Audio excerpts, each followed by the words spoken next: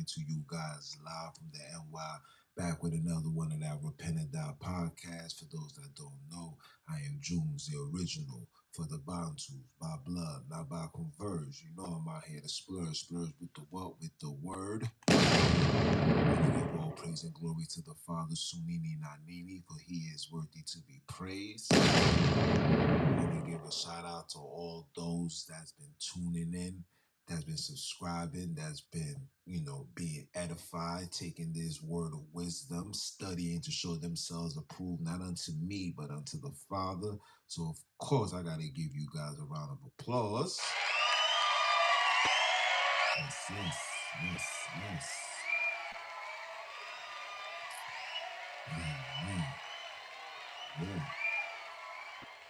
Yeah, man. Another Samba conversation, and we're gonna have a conversation that's needed to be had. Um, for those that would tune in to yesterday's live, I spoke about, how Jesus was the enslavement for black people, or should I say we was enslaved in the name of Jesus. And today we're gonna continue to what I was saying, but I gave you guys the title, Jesus and Paul is the black man's downfall. Yes, we're gonna talk about it. I'm not gonna lie to you guys. My spirit is a little down today. I'm a little got a lot going on. You know what I'm saying? A lot of foolishness that I gotta deal with. That the father's making me walk through that door. Gotta do what I gotta do. No complaints. You know what I'm saying? But I definitely gotta come out and talk to the people, for the people needs to know the truth, and the truth shall set you free, right? And that's what we're gonna start off with. We're gonna get straight into it. We're gonna start off with let me share my screen with you guys. We're gonna start off. We're going to start off with John. We're gonna start off with John. John chapter 8, verse 32, where it says that you shall know the truth, and the truth shall make you free. See, the truth is what's going to set us free. Not my teachings, not nobody else's teachings. The truth of identifying who you was, the truth to uncover the his story that there was given unto you, that was forced down your throat to believe, to follow, to have the same people that put yokes over your neck, to have you believing that these individuals are individuals that will bring you forth truth. When John chapter 8, the same chapter, going down to 44, says what? You are of your father the devil, and the lust of your father you will do. He was a murderer from the beginning, and abideth not in truth, because there's no truth in him. When he speaks of a lie. He speaks of his own, for he is a liar and the father of it. And if he's saying the father of lies, and you are of your father, that's the devil, that's telling lies, then 9 out of 10 times you'll be telling lies too. And for the last 400 plus years, all we've had been receiving, all information that has been displayed upon us has been lies. And as soon as we're able to see that, as soon as we're able to identify them, then will we and the Father start giving us truth. See, the Father's giving me revelation, just like the Father's giving the elders, just like the Father's giving every single person that's saying exactly what I'm saying. Even you guys that's been awakened, that's tuning in, that's taking notes, that's doing your studies, doing your homework. I'm not here to force nothing down your throat. I'm just here to paint a picture. That picture is to identify who you and who I am. Because I was told once upon a time, I was told that I was a Haitian baby. Then I was told I was African American. Then I was told I was just a Negro. Then I was told we just some niggers. Then I was told I was a Hebrew Israelite. Then I was told I was a Moor. Then I was told I was an Egyptian. Then I was told everything. We was told everything. And with all this telling that's been going on for the last how many years? I'm gonna speak for myself. For the 30 plus years that I've been alive, for all the information that I have gotten, when I see what I see outside, it doesn't add up to the information that we have gotten. Now, the question that we must ask ourselves is, what's going on? What story is being told that is not true, that is leading us astray? Now, when I go into these precepts, this is not for brothers to take to then find how can you say this? Find a rebuttal to make this a dispute. I'm not here to debate. I'm here to uplift. We've been debating for years. We've been debating for the 4 years ago. We watching a debate that's still unbeneficial for us. So I'm not here for the debate. I'm here to regulate. I'm here to regulate. I'm here to tell Lucifer and his children, I got you. We got you. You can't fool us anymore. We no longer scared of you guys. The only thing you heathens can do to us is take our life. But we will come back. And when we come back, we will come back with vengeance. And you know this. And you know this. So like I tell every single person that's in the side of combating the awakening of the Father Sonini, tread softly, man. Humble yourself. Do your homework before you jump to conclusions and confusions. Do your homework, because you shall be judged. Like Jeremiah 23 says, woe unto the pastors that lead my sheep astray. Or should I say, scattered my sheep astray. You will be judged for that. Tread softly. Let's continue. So you guys already know, like I said, Jesus Christ and Paul is the black man's downfall. And I'm gonna start off. We're gonna deal with Paul first. Matter of fact, we're already on John, right? Okay. This is them.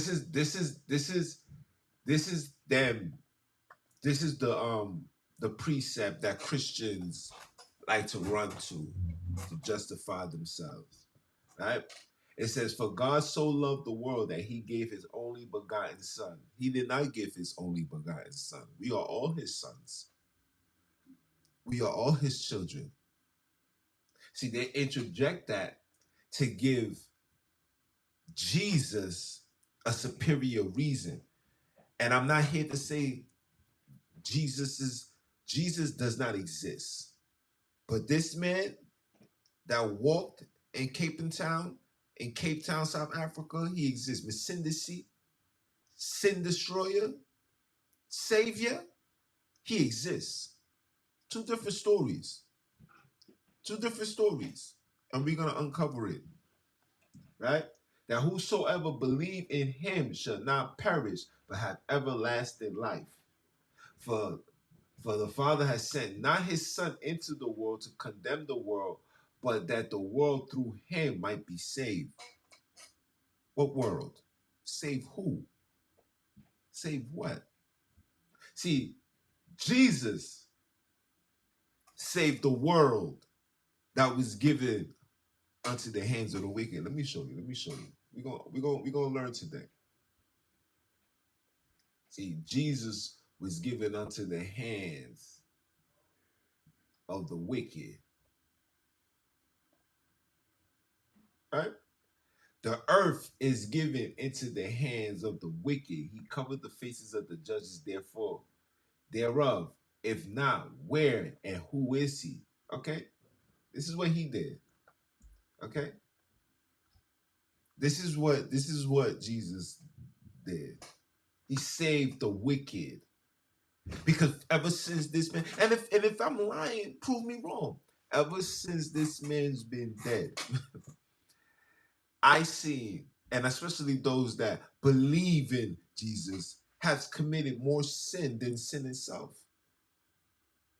So we have become more wicked ever since the man died for the sins of the people. This is what they're telling you. Let me go back because it's too much. This is what they're telling you. So let's go back to John again.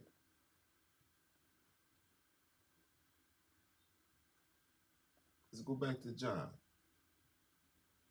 See?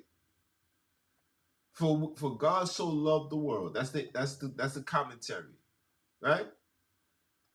Sent his son into a world. He for God sent not his son to the world to condemn the world. You're right. He didn't come to condemn. He came to teach. And when he was teaching, what did he tell the people?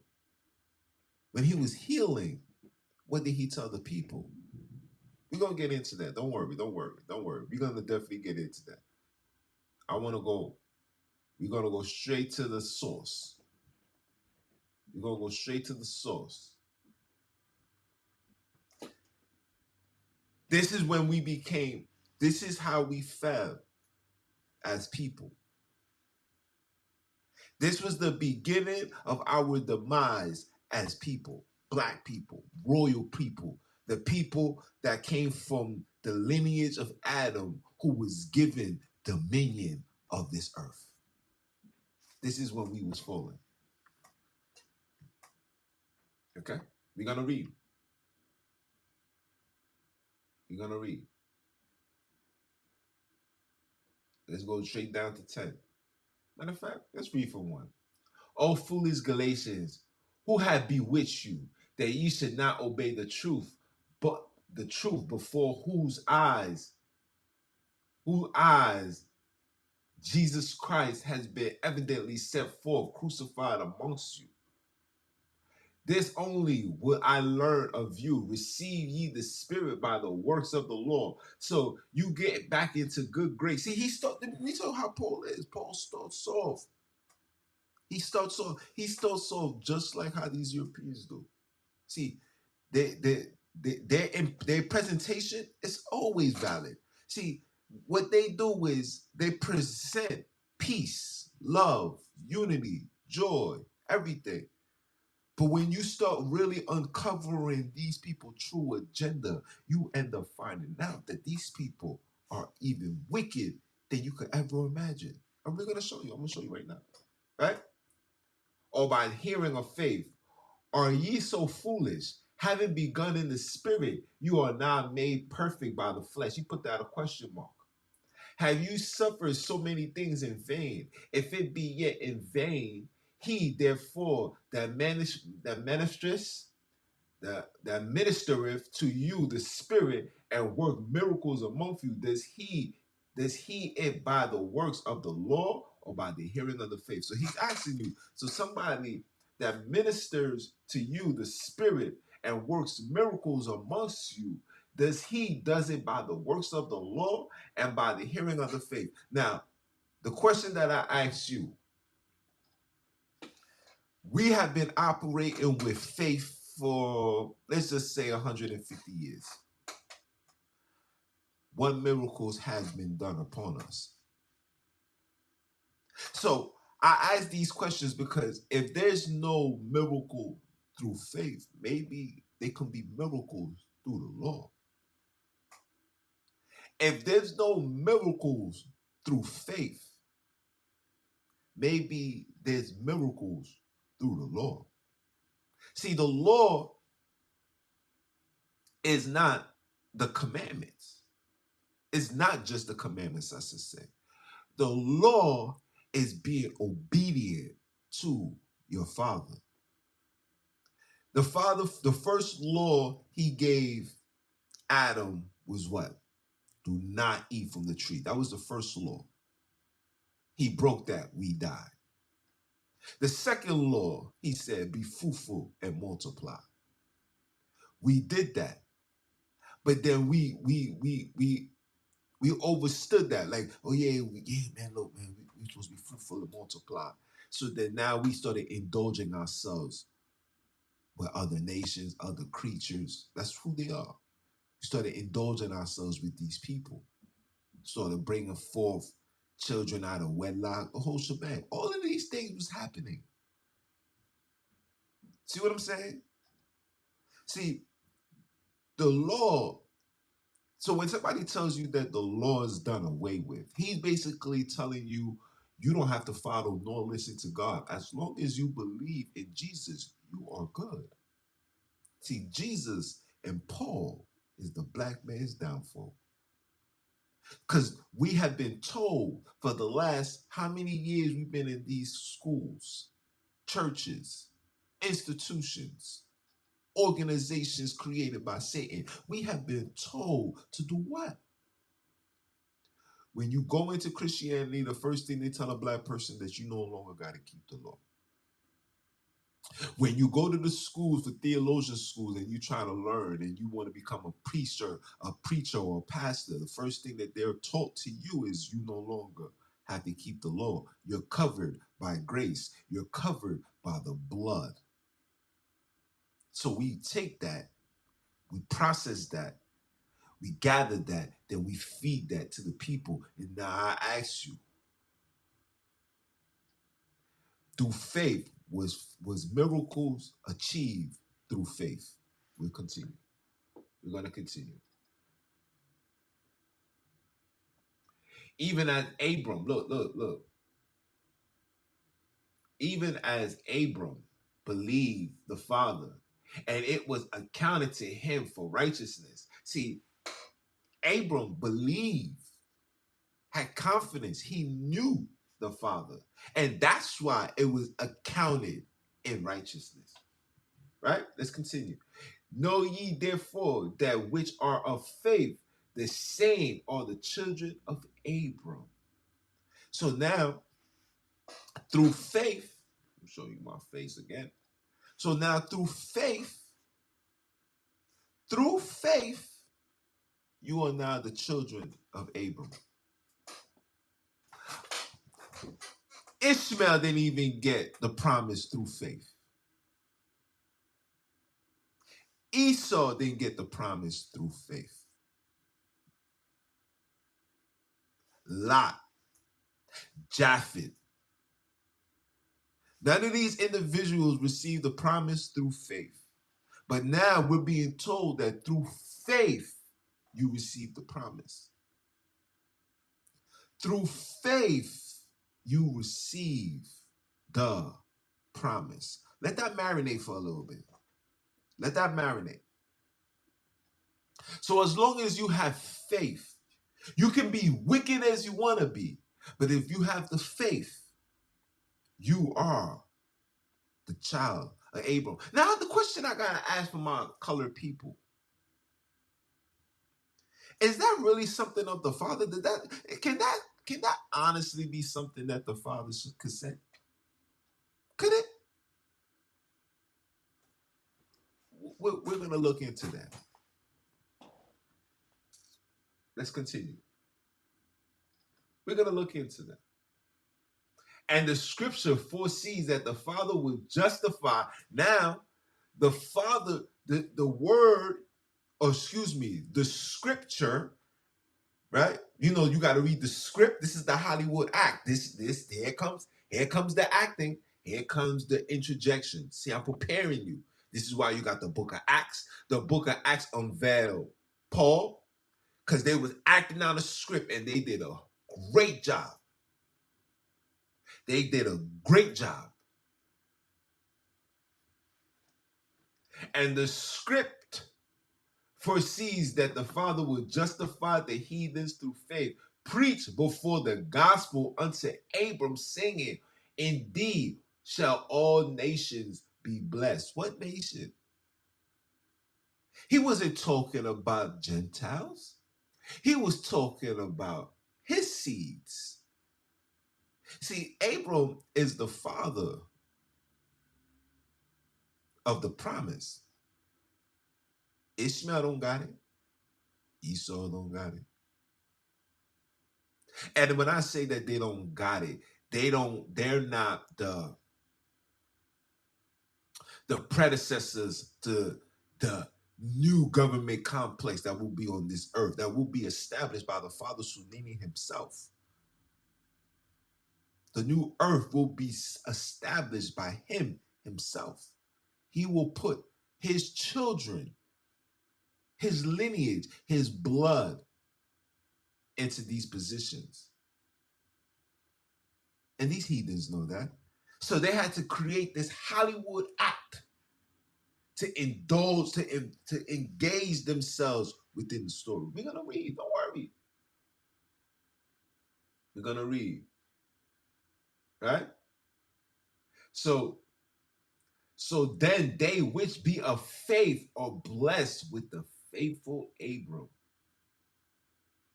For as many as, verse 10, for as many as are of the works of the law are under the curse. For it is written, cursed is everyone that continueth not in all things which are written in the book of the law to do them, but that no man is justified by the law in the sight of God. It is evident, for the just shall live by faith. What? Do you hear the blasphemy? And the law is not of faith, but the man that does them all shall live in them. What? Christ has redeemed us from the curse of the law, being made a curse for us, for it is written, cursed is everyone that hanging off on a tree. So let me read 14 before I go to where I need to go. That our blessing of Abram might come unto the Gentiles through Christ, through Jesus Christ. We're going to read it how it is, that we might receive the promise of the Spirit through faith. So now the promise is gonna, now our actual physical promise is now gonna be given unto us through the Spirit and by faith. Okay. Let's go to Proverbs. Let's go to Proverbs 3:1. Let's read what this says right here. It says, my son, forget not my law, but let thy heart keep my commandments, for the length of days and long life and peace shall they add to thee. Now, here we go again. See, I want this conversation to be biblical, but also factual amongst us as brethren. See, I brought this forth. So now, for you so-called Christians, Hebrew Israelites, whatever you guys are, now this approach, this blasphemous information given to us by Paul, we've been having faith for years. How many of y'all got a family member that just recently passed? How many of us got family members that's not even living to see 80? How many of us got family members that got all plagues, diseases, etc., shebang? How many of us? How many of us can say these things? All of us. And all of us has been living through faith. So now Paul tells you that the promise is going to come to you as long as you have faith. And that Christ sacrificed himself. He got rid of the law so you can live through faith. Let's see what our big brother said when he was alive. Let's see what our big brother said when he was alive.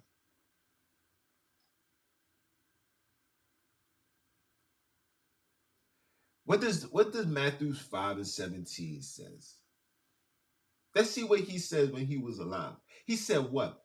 Think not that I come to destroy the law or the prophets. I come not to destroy, but to fulfill. That fulfillment was the story that Moses told the children. He said, there's going to be somebody more greater than me. He came to fulfill that.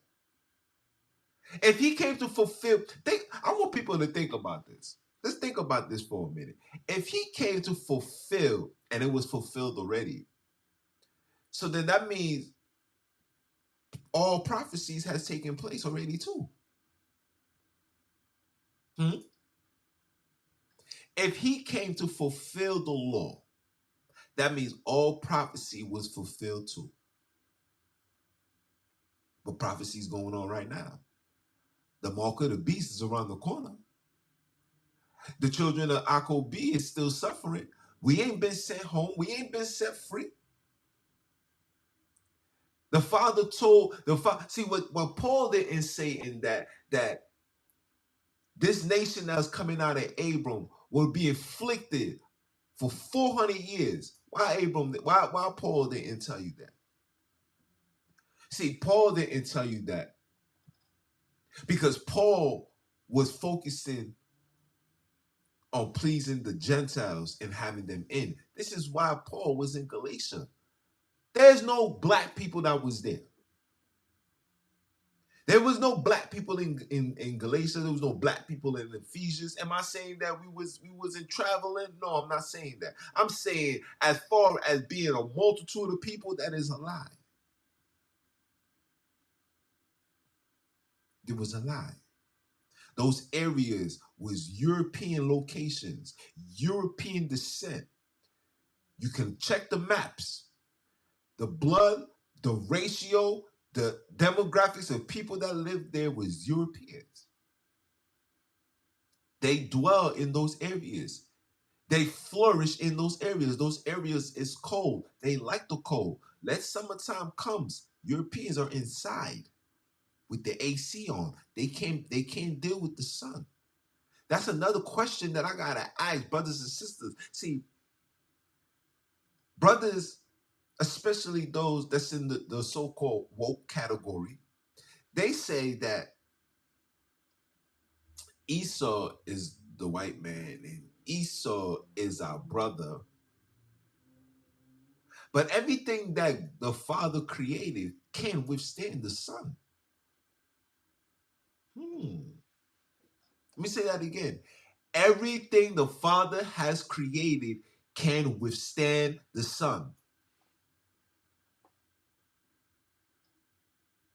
And if I could withstand the sun, just like an elephant could withstand the sun, a lion could withstand the sun, the plants need the sun, the fruits need the sun, the soil needs the sun, the earth needs the sun. But there's a particular group of people that if they are in the sun for a little bit too long, they could die. Like, I'm not even trying to be funny. They can actually die. They can get heat boils and all of that, and like literally die. I seen a video where this person was in the sun. I think it was for 40 minutes. The person's eyes was closed, looking like Martin when he fought Tommy Hearns. He had to go to the doctor, and they had to put him on ice. So I say this again, I'm gonna ask again. Everything that God creates could withstand the sun. And if you can't withstand the sun, then are you really God's creation? That's homework for you guys to do. Let's continue. It says, think not that I come to destroy the law. Let me go back. Think not that I come to destroy the law, nor destroy the law or the prophets. I not come to destroy, but to fulfill. For look what verse 18 says. For verily I say unto you, till heaven and earth pass, one jot or one tittle shall in no wise pass from the law till all be fulfilled. Heaven is still here.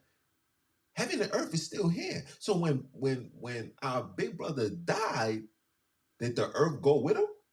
Because how am I here? How were you here? How was Paul able to continue talking and writing and say the blasphemous that he just said? Verse 19. Whosoever shall break one of these least commandments shall teach men so, he shall be called least in the kingdom of heaven. Listen, if Paul is one of us, I know he's going to be the least up in here.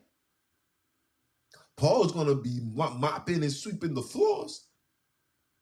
If he is one of us, for those that believe that he's a black man, if he is one of us, he shall be called least in the kingdom, because he's telling you that the law is a curse. But whosoever should do them and teach them, should do them and teach them, right? The same shall be called great in the kingdom of heaven. Okay? And look what he says. Look what he says. For I say unto you that except your righteousness shall exceed the righteousness of the scribes and the Pharisees, who Paul is, ye shall no case enter into the kingdom of the Father. Ooh, damn.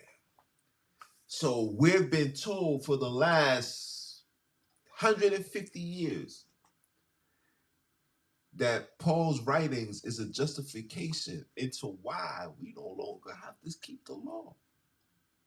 Where I just showed you in Proverbs chapter 3, verse 1, it says, keep the law and live. Keep the law and live. We've been keeping the faith and we've been dying. I think it's time that we keep the law. I think it's time that we explore the law. And if we're keeping the law and stuff is still going bad for us, then maybe we need to start examining, what are we keeping? Are we keeping the law according to the Father, or are we keeping the laws according to the oppressor? See, the oppressor wants us to impress him. See, the Father wants you to obey him. Obey his word. Obey his truth. Obey his message. The law isn't the commandments that you only see in Exodus chapter 20. That is not it. The laws and judgments. I'm going to show you. Look, matter of fact, let's go. I'm going to show you. Let me show you. I'm going to show you. What does this say? Okay. He sent out his words and melted them. He caused his wind to blow and the waters follow. See that? He sent out his word and melted them. He caused his wind to blow and the waters follow. Even the earth follows the rules and regulations of the Father. That animals follow the rules and regulations of the Father. Everything that the Father created is in complete obedience unto him. The only people that's not obedient is us. And we admire being disobedient because we are prideful to say that Christ's death eradicated the law. Okay. It says, he showed his word unto Jacob. See that? He showed his word unto Jacob. He didn't show it unto Esau. No, he didn't show it unto Esau. He didn't show it unto Ishmael. He didn't show it to no European powers. See, then when they see that, they was like, damn, he showed it unto Jacob. Let's interject ourselves, right? Look, he showed his word unto Jacob, his statutes and judgment unto Israel. So you see how they interject? They got to make sure that they get PC. And I just uploaded a video. Maybe I should just send it to my email so I can show you guys that even the Moors understand the ISIS, Ra, and El, and openly break it down. Like ISIS is this, Ra means that. El means that. And they merge it together and you get this right here. Oh, people not going to like it, but it's the truth. He said what? Look, judgments unto Jacob. Name was never changed unto this. Because if his name was changed unto this, and it said that you will shall no longer be called Jacob, why is Jacob here? This should have been like he gave his word unto Israel, his statutes and judgment also unto Israel. But it doesn't say that. It says he gave it unto Jacob, his statutes and judgment unto Jacob, or the children, or the 12 tribes. He have not dealt so with any nation. And as for his judgments, they have not known them. Praise ye your Father. He have not dealt so with any nation. But here's Paul. Here we go. Here we go. Here we go. Here we go. Here we go. Hold on. Hold on. Hold on. Hold on. Here's Paul in 3 and 7 that says what? Know ye therefore that they which are of faith, the same are the children of Abraham. So now you don't even have to, the Father says he ain't done so with any other nation. So now they're telling you that as long as you have faith, you are the child of Abraham. So through faith, this is why the Europeans believe that they're the chosen people. Through faith gives them the reason to then deceive you and give you lies. And tell you that the Holy Land is in 1948. So now we've been told that it was in 1948. Now we want to become 1948ers. I am a 1948er. Yo, what you drinking on? I'm drinking on that 1948. What pants you wearing? Man, I'm wearing that 1948. Man, what Bible you reading? Man, I'm reading that 1948. And you don't even know that. You don't even know that you've been swindled, being deceived, being told lies intentionally, and then gave you this and said, listen, look. And the scripture foreseeing that God would justify the heathen through faith, preached before the gospel unto Abram, saying there was no gospel preached unto Abram. There was no gospel preached unto Abram. What gospel was given unto Abram? When somebody finds that, please, Bantu Princess, when you find that, show me where the gospel was preached unto Abram. Because the Father had love for Abram because Abram was obedient. So what gospel was preached unto Abram? I mean, didn't the laws come after Abram passed away? Long gone? I'm sure Abram was yes, he was. He was gone already. When the laws was given unto the children of Jacob, he was dead and gone already. Why was the law? Listen, see, Abram was so righteous that the Father didn't even need to establish laws. Why would I establish a law? Why would I need to establish a law? He's doing no wrong. He's operating in righteousness. He went against his own father for me. So why? So why would I establish laws? What gospel am I telling Abram? The only thing I was telling Abram is, yo, go here, get up out of this place, go into the land that I'm giving you. That's what he told Abram. When you get there, make that altar. Abram already knew to make the altar. Everywhere Abram dwelt, he made an altar to the Father. Everywhere he dwelt, he made an altar. So now a gospel, a God's spell was given unto you, in the name of Abram. No, excuse me. Let me take that back. Was given unto you in the name of Abraham.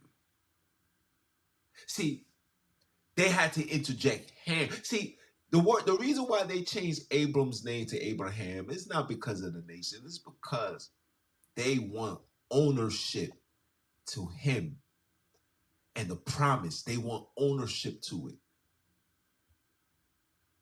They want ownership to it. That's why they put the hand in. It's about ownership. They changed Jacob's name because they can't own Jacob. They own Israel. They can't, they can't feed you their Jesus, their story, when I'm giving you their apostle, a Pharisee named Paul, a man that never, ever walked with our big brother when he was alive.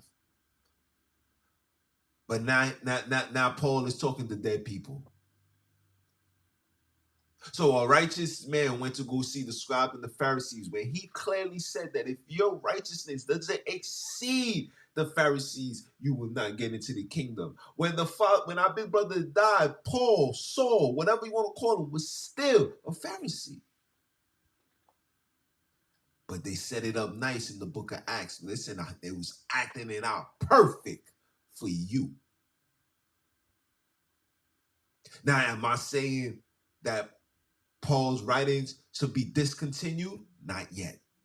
Because there's still a lot of decent information, a lot of lies, a lot of sorcery, a lot of confusion, where the Father said he's not the author of confusion. It's a lot of confusion, but there's also a lot of informative information. See, one thing about heathens, heathens don't care about the afterlife. So they always say what it is. You think I'm lying?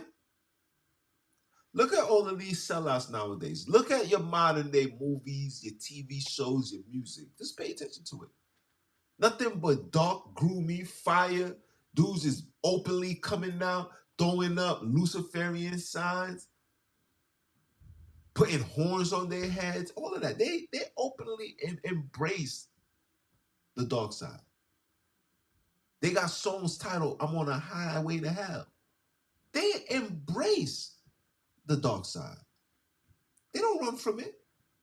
And they talk about it. They write it. They look forward to it. And now they have programmed you to look forward to it. Some of you guys don't know that you have signed yourself up for hell. Some of you guys can care less. Some of you guys believe that I'm going to live now. I'm going to live my best life. I'm going to chill. I'm going to smoke. I'm going to party. I'm going to sleep with everything that's walking. I'm going to go to church on Easter. I'm going to pay homage to my my slave master, Jesus. And then I'm going to go right back to doing the same thing. I'm going to leave. Listen, I'm going to leave. Hear me now when I say this. I'm going to leave Easter. Finish, giving my praise, paying my tithings. I'm going to do all that. And then I'm going to hop in my car, me and my family, and we're going to go to the nearest seafood spot, and I'm going to have me a lobster tail. Because I'm bossed up now. We eat good. This is where we at. And it's all because of you. Who? Because of who? We're going to continue. Let's continue.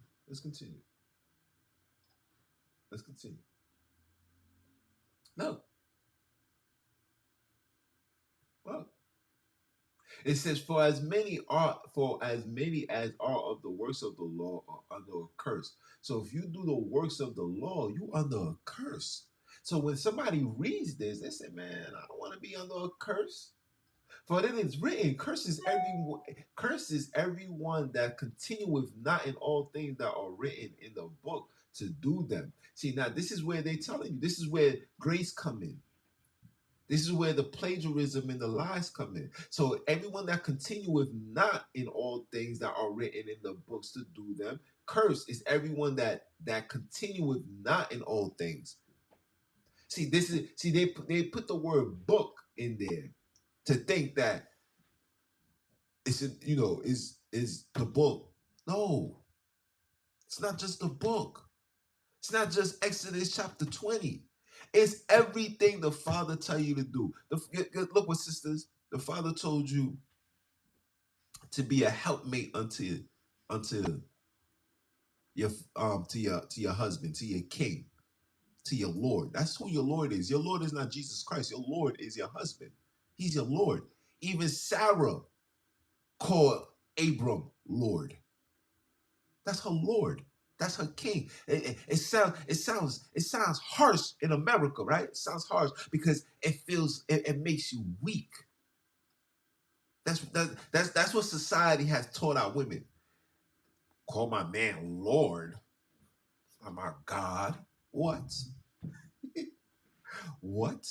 It makes you feel weak. But in reality, your submission unto your man validates your strength unto the Father, because you're fulfilling the exact role you was meant to play from the beginning. You was meant to be his helper. Why aren't you helping him? Why aren't our sisters helping the brothers? We have enough stress as it is being a black man dealing with this system, these heathens, their foolishness, their lies, their plagiarism, their Satanism, the nonsense that they're feeding our children, the food that we eat, and the clothes that we're wearing is bad enough. We got all of that to deal with. And then on top of that, we got to deal with a disgruntled employee, wife, whoever you want her to be to you. And you wondering why. And then we're given precepts that tell you that keeping the law is a curse, but that no man is justified by the law in the sight of God. Oh my gee, which God is he talking about? Because you can't say this to the Father. You can't say this to the Father. This is blasphemy to the highest order. All sins are forgiven except the blaspheming of the what? Of the word. It is evident, for the just shall live by faith. The just was never living by faith. Abram never lived by faith. Jacob never lived by faith. Isaac never lived by faith. Shem, so you think Noah? So if Noah was living by faith, why did he build the ark? He just had faith. Yo, Father, I know you got faith in me. I'm just going to sit right here and I'm just going to wait for you to do what you do, and I'm going to be good. Noah was a just man. So he was doing the works. See, what people don't tell you is he was being obedient. He was keeping the laws. What law was he keeping? Whatever the Father told him to do. The Father said, get your ass up, go build this ark. And when it's complete, make sure you gather every animal too. Man, male, female. Society's telling you now that this new ark is going to be for everybody.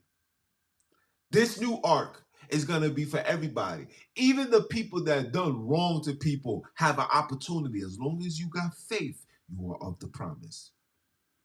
Does that make sense? As long as you have faith, you shall receive the promise. You shall inherit everything that was promised unto Abram that was never done by faith. So for faith, right? And the law is not of faith, but the man that does them shall live in them. Let me go back. Let's go back. Let's go back. I don't even gotta go too long. I'm gonna show you.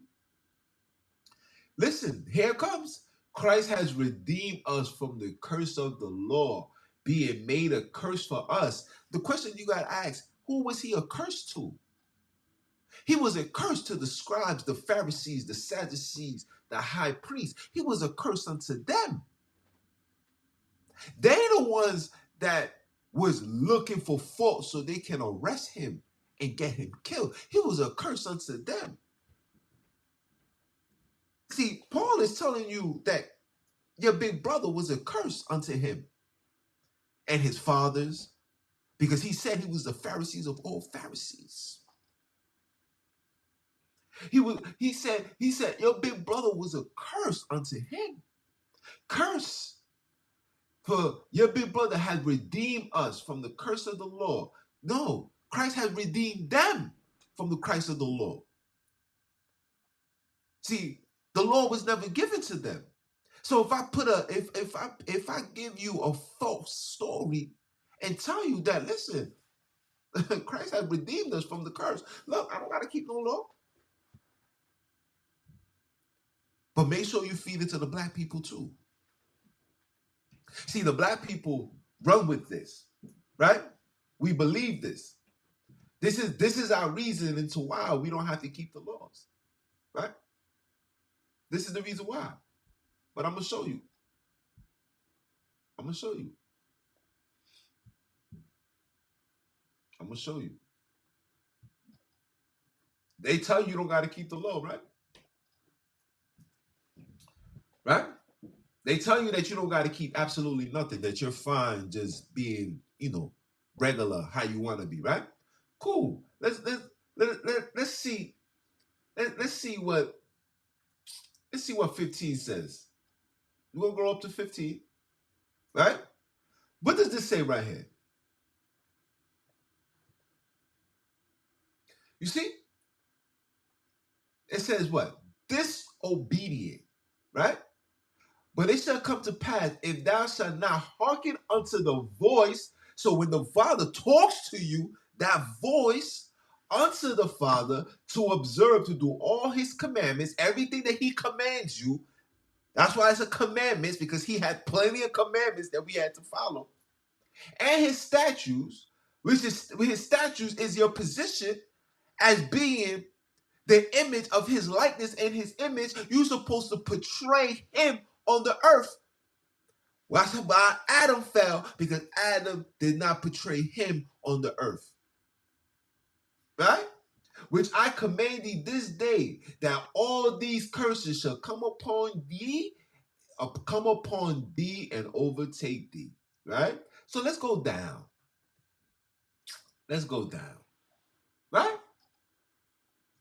What does 61 says? Let's go off with 60. Moreover, I will bring unto thee all the diseases of Egypt, which thou wast afraid of, and thou shalt cleave unto thee. Also, every sickness and every plague which is not written in the book of the Lord, them will the Father bring upon thee until thee be destroyed. Cancer wasn't written in the book. Oh, hold on. Diabetes wasn't written in the book. But look, upon thou until thou be destroyed. Okay? And ye shall be left a few in number. It's only a few of us. It's only a few of us that's waking up. It's only a few of us that want to come and serve the Father. It's only a few of us that really, really honestly want this kingdom. Only a few. Wherefore ye as the stars of heaven for multitude, because thou wilt not obey the voice of the Father. You see how he says it again? You see the voice? You see this? You see this? And it shall come to pass that as the day your Father rejoiced over you to do you good and to multiply you, so the Father will rejoice over you to destroy you. See that? So the same way the Father took heed to give you life and make you multiply and you have a big family, when you continue disobedient his voice, he then is going to do what? He is going to destroy you and bring you to naught, and ye shall be plucked from the land whither thou goest to possess it. Look, and you shall be scattered thee amongst all people from one end of the earth unto the other, and there shall serve other gods. You will serve other gods. Okay? You will serve other gods which thou, he's talking about you, nor thy father hath known, even the wood. The wood is the cross. And for your Hebrew Israelites, if you accept the blood sacrifice and the offering of his body, you are worshiping the wood. And you already know you worshiping the stone when you are following the tetragrammaton, the Kabbalah stone. They call it the Kabbalah tree, but it's the Kabbalah stone. They're quick to tell you that it's talking about the Arabs. See, there's no rules for the Arabs. The Arabs are in Ishmael. Just like Esau isn't the Europeans. The Arabs and the Europeans are one of the same. They are cousins. They are blood cousins. That's why they are the ones sitting at your seat at the UN. That's why they're the ones breaking bread at the seat of the UN. They are one of each other. They are cousins. When you see them fighting and beefing, these are sacrifices that they are willing to make to justify and to preserve their control on the earth. Okay? Okay? These people will go to war and get on the phone and be like, you gonna stop now? You gonna stop? Come on, man. How much more of your brothers you want to kill? And the other person like, man, I don't give a damn about these people. We're gonna get I want power. And then they come into an agreement. And what some of you guys don't understand is, in order for them to reach new levels into this sorcery, sacrifices has to be made, similar to 9/11. That was a sacrifice that was made in order for you guys to get this technology. Because prior to that, your internet speed was a dial-up. You remember? Remember AOL? You plug it in. It used to go. That after 9/11, they upgrade security. They gave you phones, cameras, everything that could look you guys in the face. Yeah. That's what this is. You listen, in order to receive something. Oh, what you thought World War I and World War II was about? Oh, I'm gonna establish myself. Let me cause the. Let me tell you something. Prior to World War I and World War II, every single person on the face of this earth, especially outside of America, knew who we were. I got a video. I got a video somewhere on my phone. You know, I can't post these things when I'm being met with some level of strike or met with copyright. I'm met with something. So I try to tread softly and not put too much information. I might put it on Rumble. I definitely put it up on BitChute. Because BitChute is a platform where you can speak your piece. Yeah, you're going to deal with a lot of racist Europeans, Cain's children. You're going to deal with a lot of them. But at least you get a platform to upload and talk your talk. And I advise, colored people to get on board so we can balance out the foolishness. You know what I'm saying? I don't put my stuff up there to please or please, should I say, heathens.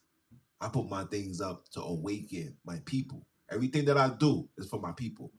I don't do this for no other nation. No disrespect. But you had the time to rule. You had the time to correct. You had the time to better my people. And you have not done so. In fact, you put more misery. You put more trials. You put more suffering. You put more pain. You put more misery. You plagued us with even more diseases than ever than before. So because of that, I no longer can depend on you to bring forth to me truth. I can no longer depend on you to bring forth me aid. I can no longer depend on you or look forward to you guiding me back or feeding me or providing me with a level of understanding of who I am. And look, you people don't even want to give us reparations. I did a video showing you what these people wrote. Y'all don't deserve that. Why should we pay for what our forefathers did? That's what somebody wrote. Why should we pay for something that our ancestors did? That's not us. But my nigga, you over here living your best life off that same nonsense that these people done to us. How you got inheritance? How did the stock market even get to the level that it is right now? How? I digress. Let's continue. Let me go back. Where was I? I'm going back to Galatians.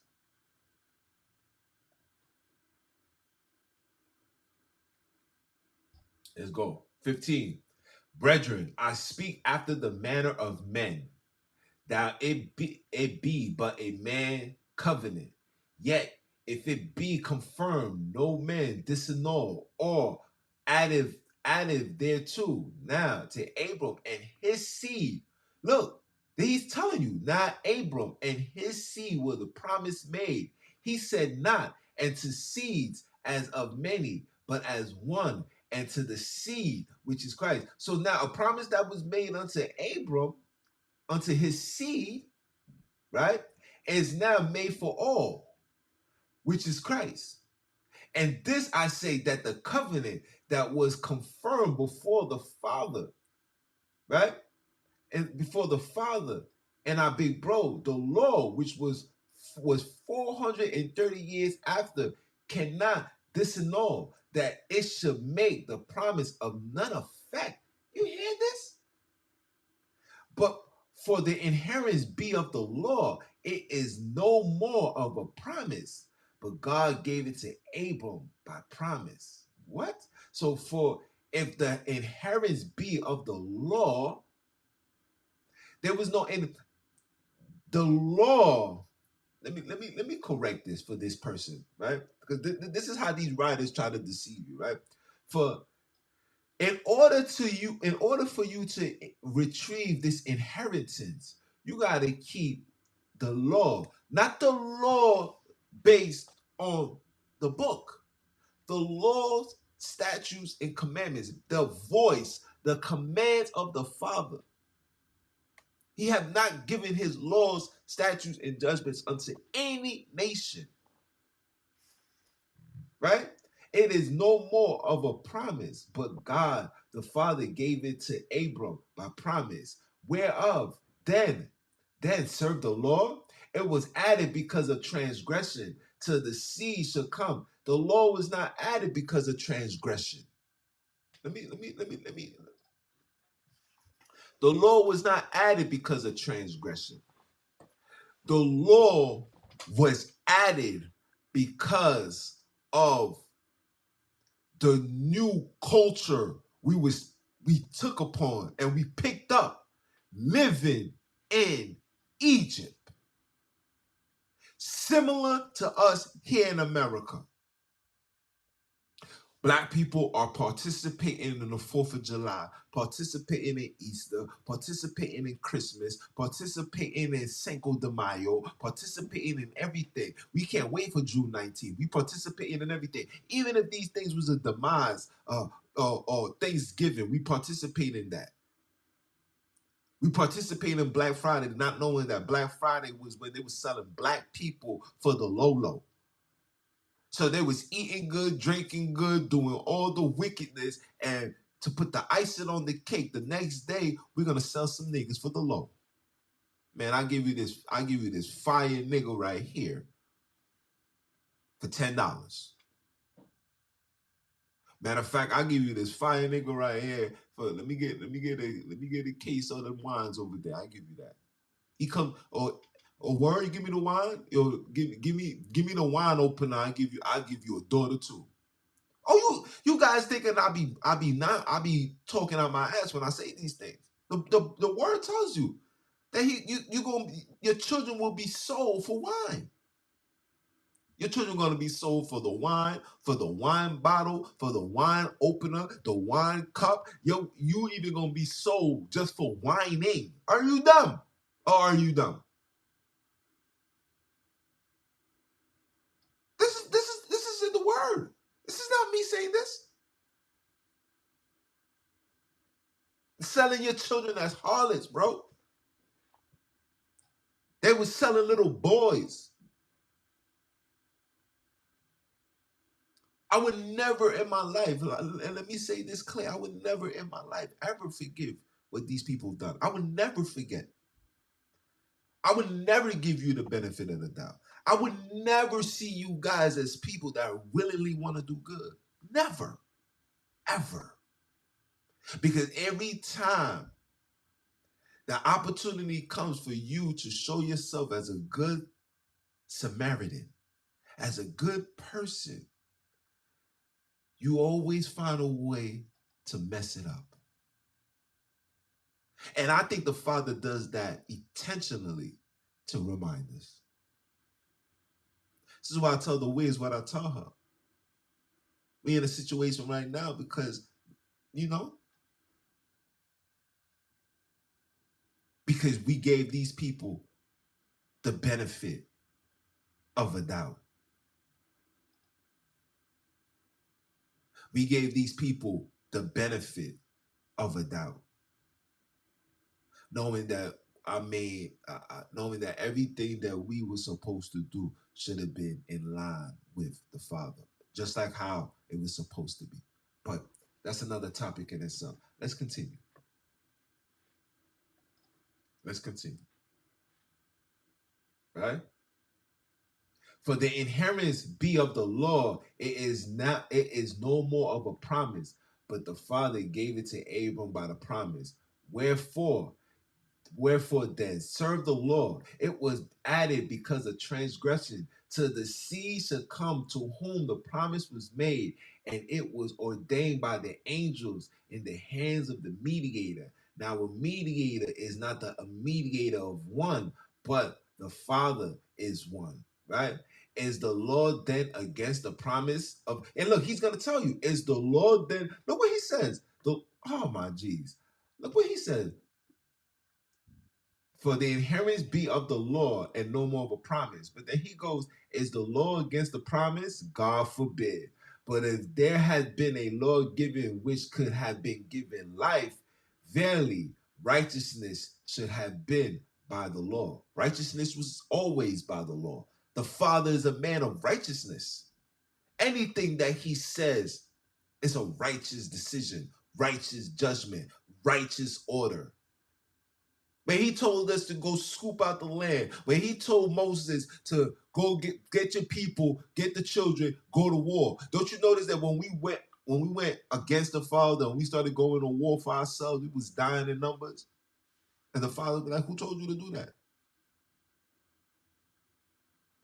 When we move, when we want to move, this is why the Father says, I hate a prideful look.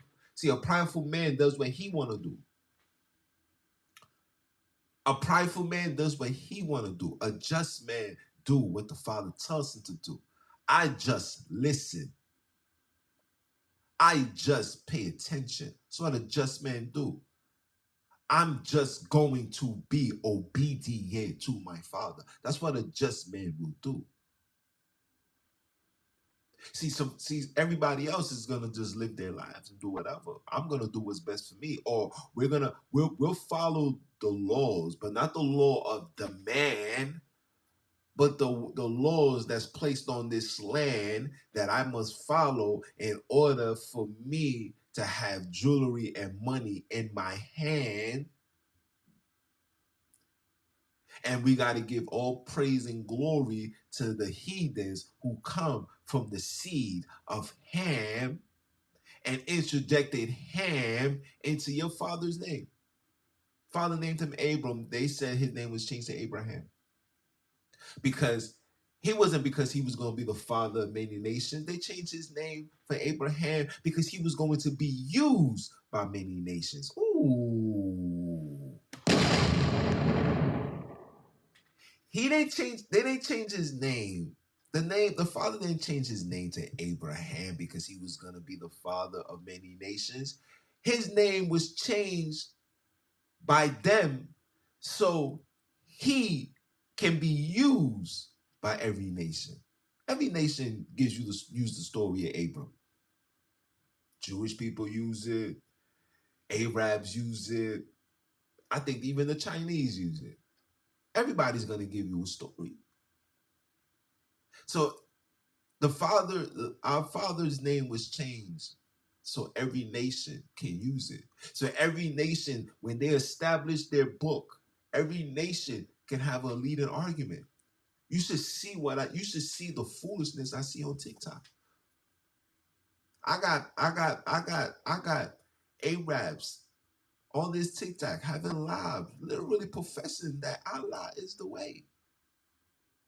And there's no other God. And guess and look, this is how you know that this thing is a control upon black people. Who's the overseers? When you look at these religions, who's the overseers of all religion?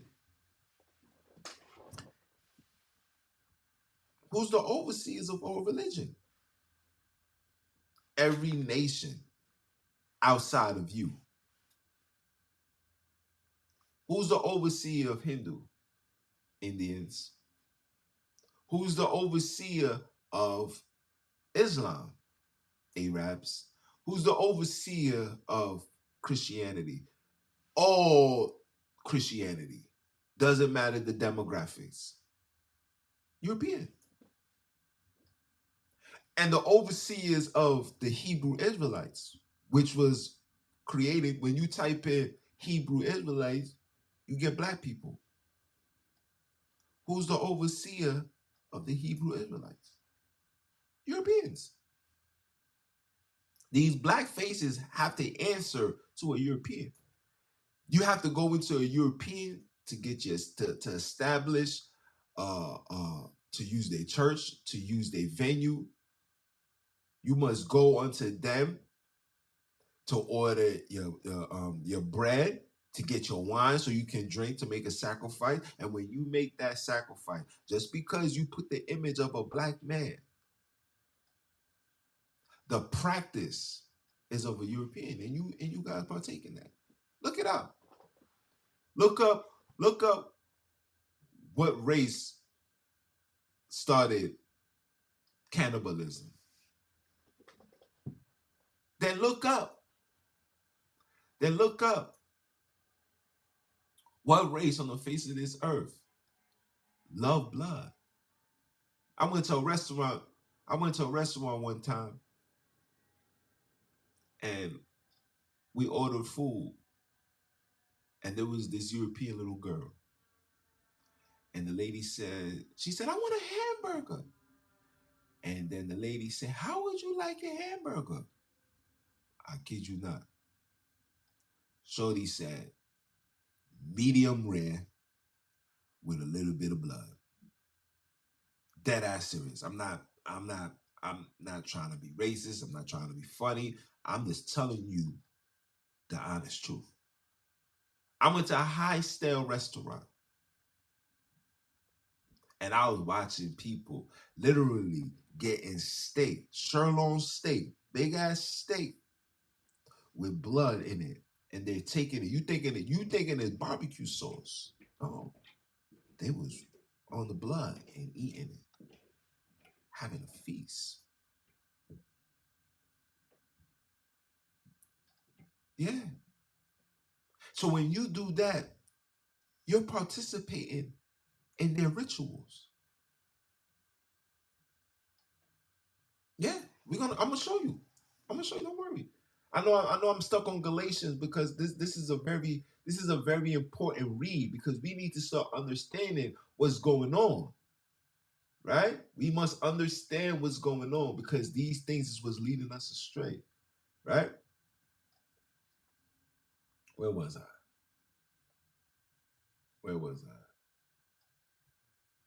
Okay, let's continue. All right?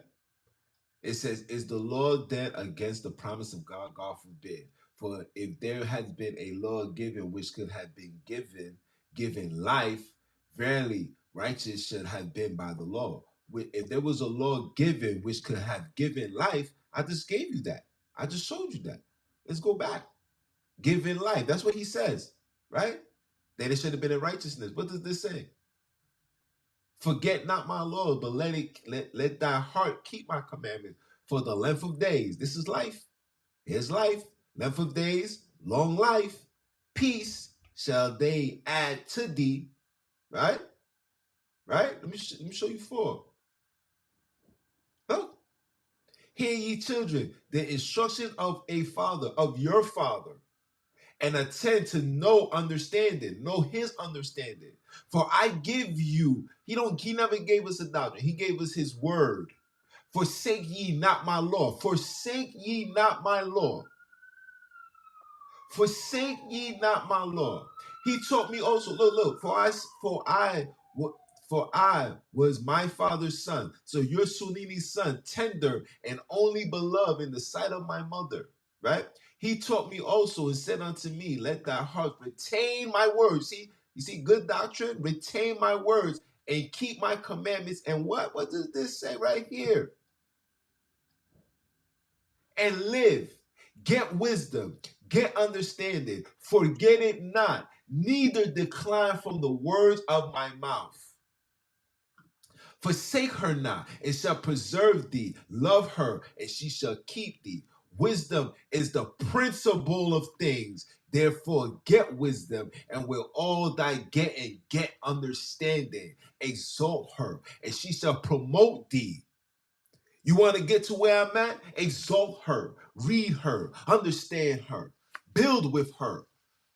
The father and the wife are together. You need both of them to be to be fully established.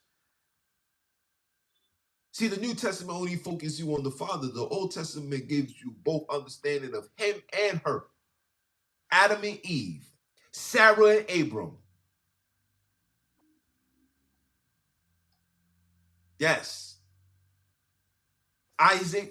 Jacob and Rachel. Isaac and Rebekah. There's always two and two. But when you go into the new, it's like, we give you little spurts here and there. The Father, the Son, the Holy Spirit, the three male trinities. This is what they tell you. And we run with it. And you wondering why we in these circumstances. Let's continue. Right? Look. Read, man, you guys should just read Proverbs. Listen, Proverbs and Ecclesiasticus are two books that every single bantu should read before they leave this earth. If you want to know how to operate and conduct yourself and how the Father wants you to operate, you need to read that. This is including myself. Sometimes you have to go back to Proverbs because Proverbs only means proper action.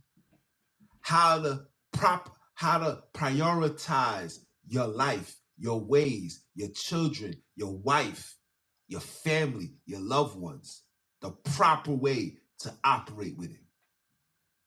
The Sirach, Ecclesiasticus is the Sirach, is the rock, is the foundation, the power structure to keep things strong is when you apply these things, when you read these things. This is why they don't want you in the Old Testament. They want you in the New Testament because in the New Testament, I can give you confusions. I can give you plagiarism. I can give you an acted script and tell you, read the scripture. See, the scripture can also provide you with a belief of a rapture. True word. That's why they want you to read the scripts. Read the script. Read the script. Fulfill this act. This act of lies. This act of deception, of confusion. This act of betrayal.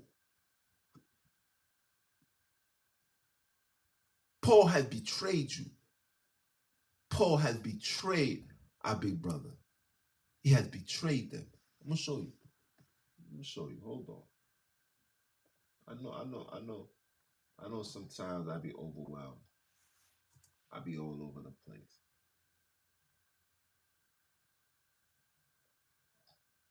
Let's go. Right?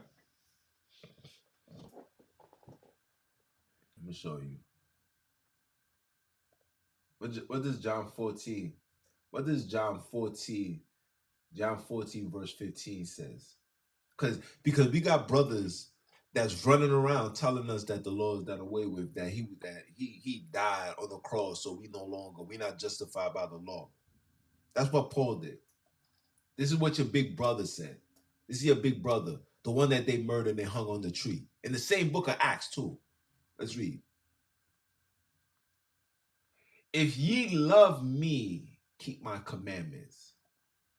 And I will pray the Father and shall give you another comforter that he, look, see how they say a comforter that he may abide with you forever. See, they always want to, see, when they took out records, they got a suit for their culture, their lifestyle.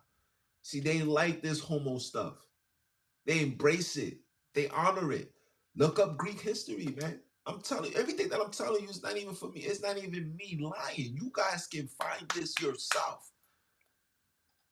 Valentine's Day, they used to have parties every year where they would sleep with their homie's wife, and the homie would sleep with their wives, share each other, drink, party all night, similar to what we're doing now. We got brothers running trains on women. We got women allowing brothers to run trains on them. We got girls that will give 5, 6, 7 different people blowjobs all at one time. Finish with one person, go to the next, then go to the next, go to the next, and go to the next. We're doing that now. That spirit of Cain has made his way unto us, people. This is why the Father is pissed off, because that spirit of Cain has made his way unto us. Vicious, wicked, evil. We have become evil people. We have become evil in the sight of the Father, and we are proud of it. We're not even afraid no more. Even the devil operates in fear and trembling. We don't have a single fear in our souls. We got people that make music saying, when I go to hell, it is what it is. See you in hell. I sold my soul to the devil and the price was cheap. DMX got a song where he openly says, man, I know I'm going to hell.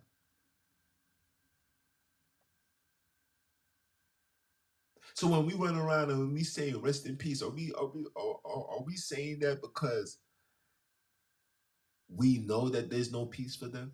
We hoping that they receive a level of peace? We're hoping that they get some level of, I guess, forgiveness?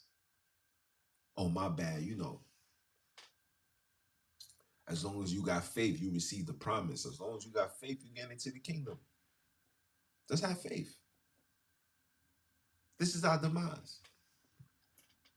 Look, keep my commandments. Keep my commandments. Let me go back. Let me go back. Let me go back. Let me go back. Let's go to 21. Let's go to 21. Look. Let's go to 21. Let's go to 21. Look. Look. And that day ye shall know that Sonini, see that I am? It is my Father. And ye in me, and I in you. No. It is our Father. He's in him, and he's also in you. He that has my commandments and keep them, he is that love me. No, you don't love him, you love the Father. And he that love me shall be loved. Look, see, and he that love me shall be loved of my Father, and I will love him and will manifest myself unto him. So this is what was told. But Paul tells you something different. This is John who walks side by side with our big brother all through his journey from the beginning to the end. And I find it ironic that John, who's side by side, doesn't have a record of the Last Supper. In fact, let's see.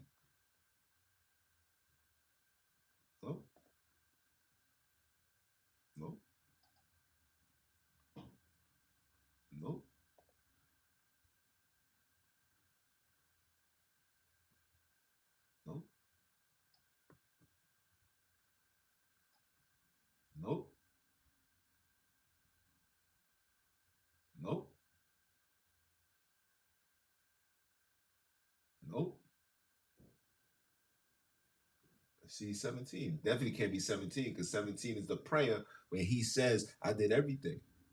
So I find it kind of strange that there's no record of the Last Supper taking place in the Book of John.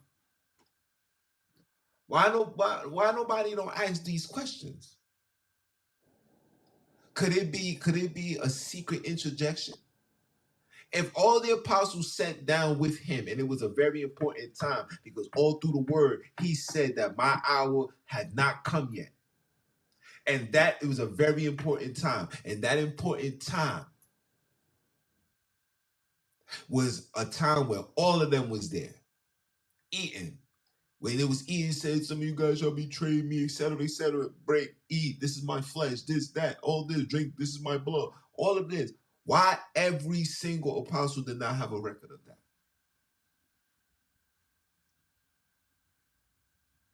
But I'm bringing forth my own teachings.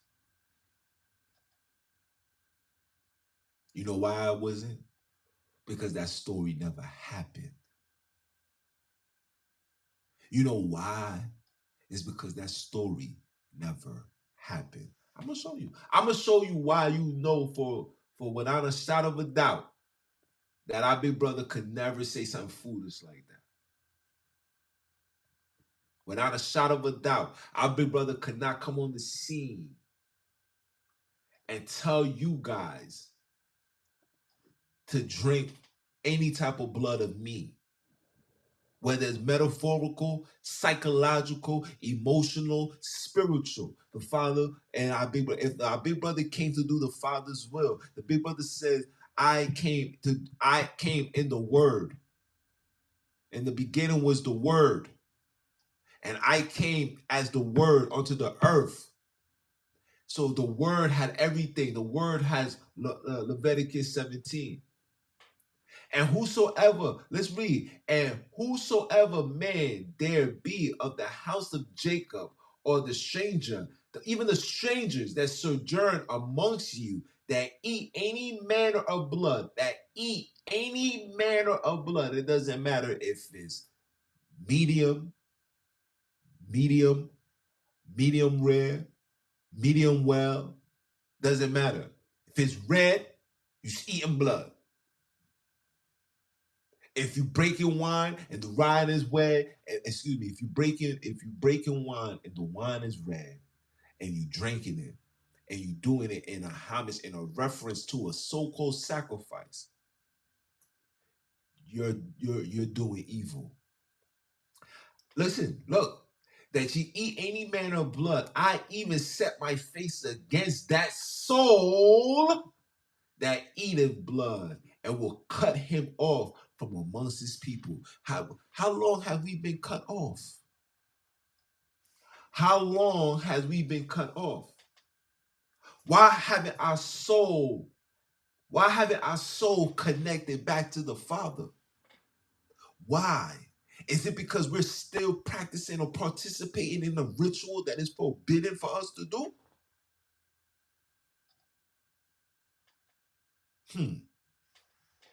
And why would they interject that knowing that you're not supposed to do that? Why? It's a level of disrespect to your Father. This is what they do. Let's finish this. For the life of the flesh is in the blood, and I have given unto you. To you have given it to you upon the altar to make an atonement for your souls. For it is the blood that maketh the atonement for the soul. Right? Therefore I say unto the children of Jacob, no soul of you shall eat blood, neither shall any stranger sojourn amongst you eat. Eat is not just chewing. Eat is consuming anything. You bring you when you finish drinking something, you have to go, man, that was delicious. Come on now. And whosoever man there be of the children of Jacob or the strangers that sojourn amongst you, which have and catch any beast or fowl that may be eaten, he shall pour out the blood thereof and cover it with dust. You're not even supposed to even leave blood right there. You're supposed to cover it. For it is the life of all flesh, the blood of it. So if the blood is the life of all flesh, so why would then he give a bread to eat of his flesh and also give you blood? You see, do you see the cannibalism that's taking place? For it is the life of all flesh. The blood of it is for the life thereof. Therefore I say unto the children of Jacob, ye shall eat the blood of no manner of flesh. No, so you can't eat flesh. You can't eat no blood. You can't eat it. You can't drink it. Let's just change the eat. Ye shall not consume no blood, for the life of all flesh is the blood thereof. Whosoever eat it shall be cut off. And every soul that eat that which died of itself, or that which was torn with the beast, wherever it be one of your own country or a stranger, ye shall both wash your clothes and bathe himself in water and be unclean until the evening, and then shall be clean. Okay? That's even blood get on your clothes. You better wash your clothes. You better wash yourself. Yeah, listen, the Father's not playing. So now why? Why would our big brother then come on the scene and told you break? This is my body. This is my flesh. Drink. And who continued this story of drinking blood and eating bodies? Paul. Oh my jeez. Jesus and Paul, the black man's downfall. Jesus and Paul is the black man's downfall. I'm gonna show you something else. I'm gonna show you something else. Let me show you what else Paul told you to do. Let me show you what else Paul told you to do. Paul said, hold on, put it up for you.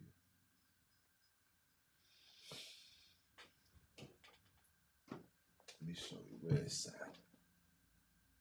Where it's at.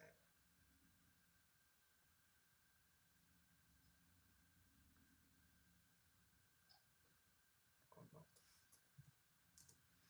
There we go. There we go.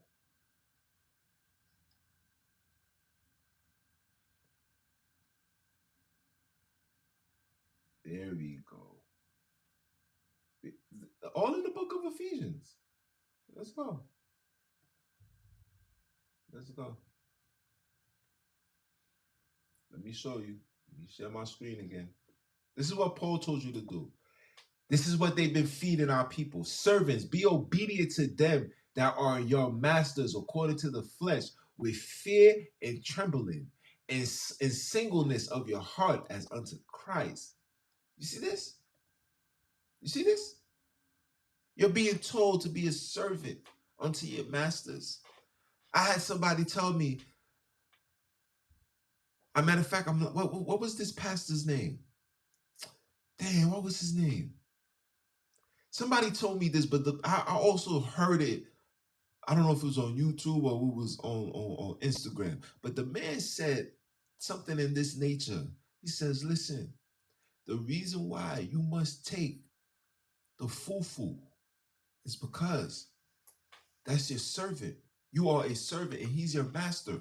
Oh, this was when they was forcing this so-called mandate down your throats. He says you are a servant. Your master told you to do it. You just gotta do it. This is what these religions has done upon our people. This is what Paul's writings has done to our people. We are being destroyed for a lack of knowledge. We are being destroyed for a lack of knowledge. So now we got to be obedient and be singleness of your heart as unto who? Unto who? Because my big brother didn't tell us to be obedient to me and to him. My big brother said to love means to keep his commandments.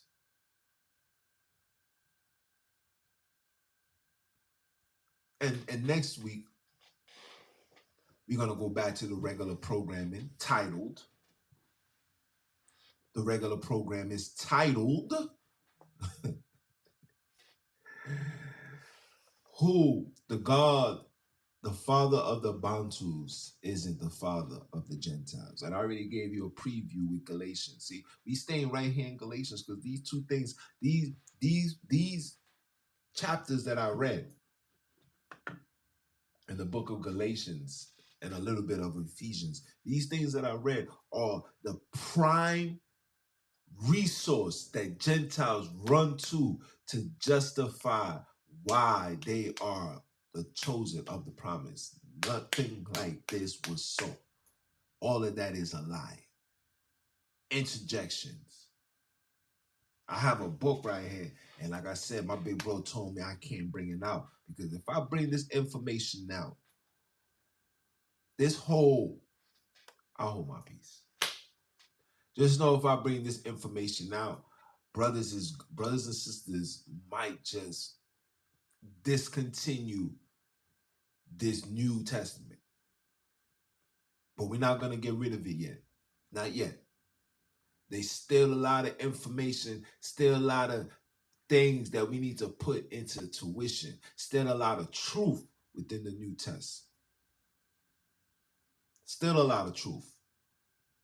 But it's being overshadowed by the lies, by the plagiarism, and the people that aren't the people that wasn't given the rules, that wasn't given the laws, are now the ones that's telling you what the Bible really means, are the ones that's telling you that you don't have to keep the laws, are the ones that's telling you that the law is a curse.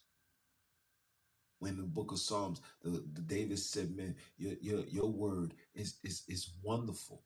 It's peace, it's great. It's soothing, it's humble.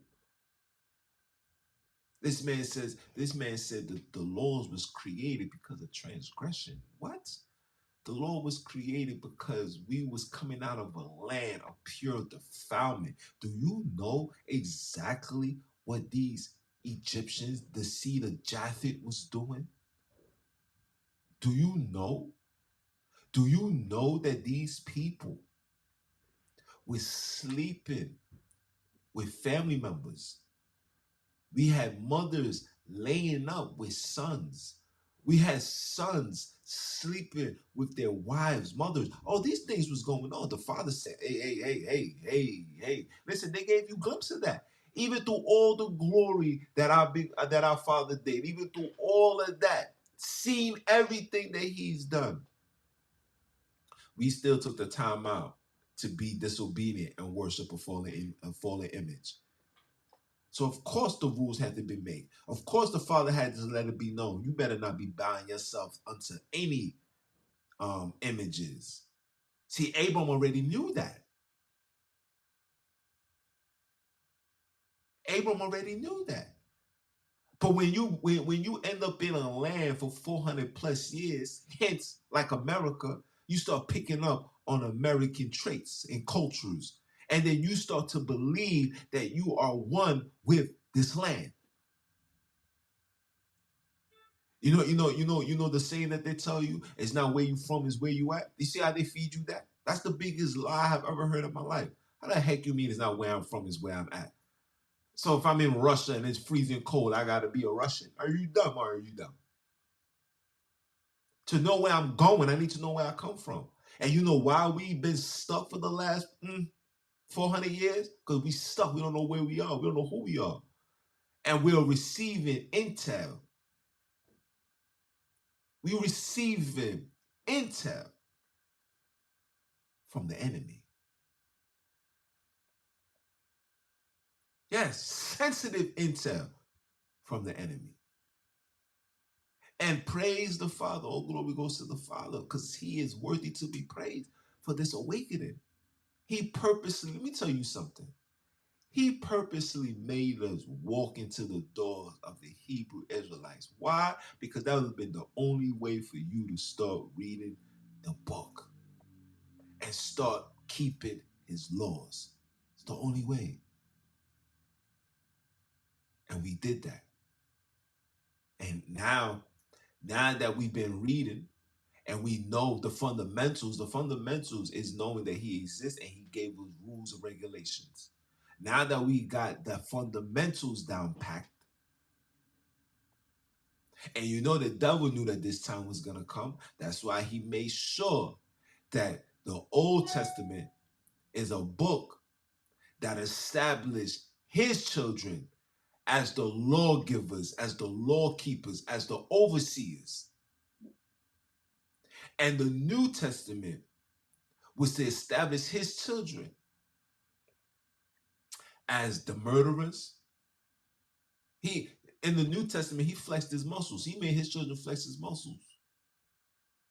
He said, man, we run this now. We killed your big brother, ha ha. We mocked him. Ele la sabatani, right? He said, my God, why have you forsaken me? I'm about to show you something. I'm about to bust your head right now. I'm gonna show you how they mocked our big brother. I'm gonna show you. The 22.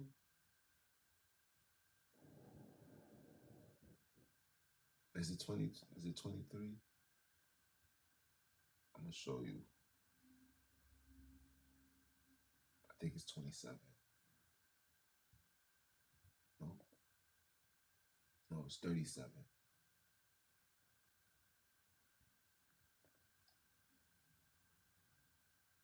Damn, which one is it?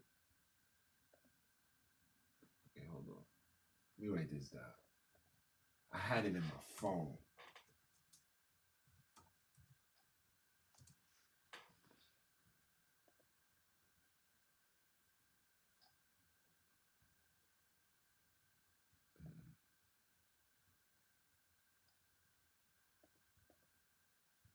Okay. This is better. I'm going to show you right now. Hold on. I know it's in Psalms.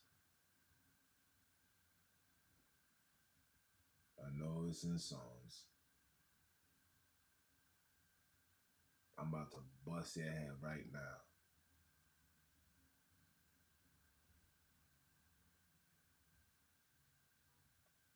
I'm about to bust your head right now. Hold on. Hold on.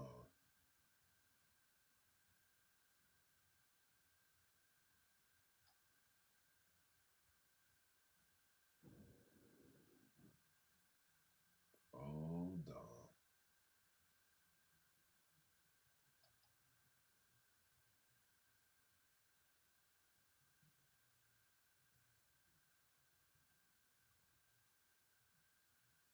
Damn, I can't find it.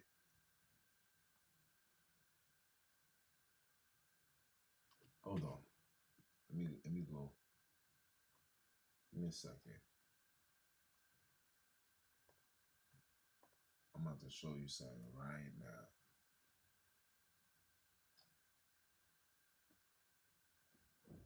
Right now. Go to the search. Peace. There we go. See, I knew it was 20. I'm like, why I can't see this? 22 and 1. 22 and 1. I'm about to share my screen with you. Look at this.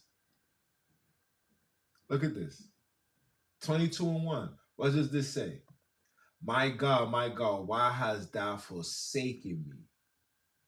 Why art thou so far from helping me and from the words of my roaring? Right?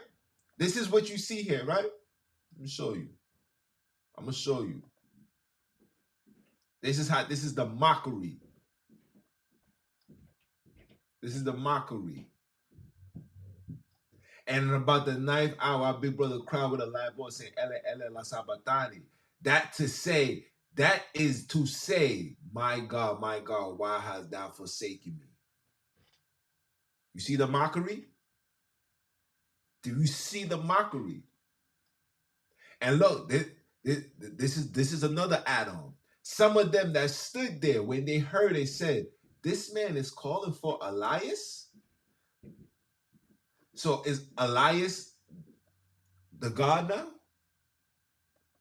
You still don't see how they interject things, how they try to swingle things. You still don't get it. You still don't see that they're working. They working greatly to deceive you. You just seen it. Psalms 22:1.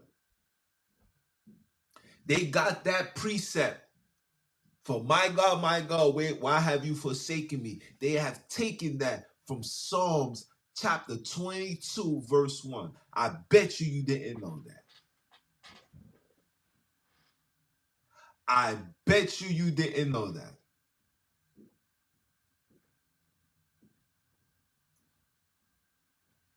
I bet you didn't know that.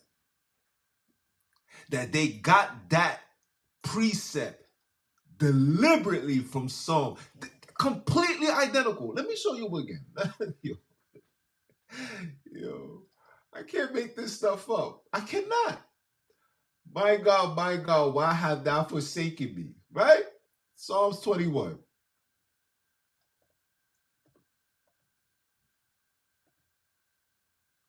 No, 22. Sorry. Look, completely identical. Completely identical. Completely identical. Look, I'm going to put it in the search. I'm going to put it in the search. See, Old Testament. Let me put New Testament. Matter of fact, let's put the Bible. Look at this.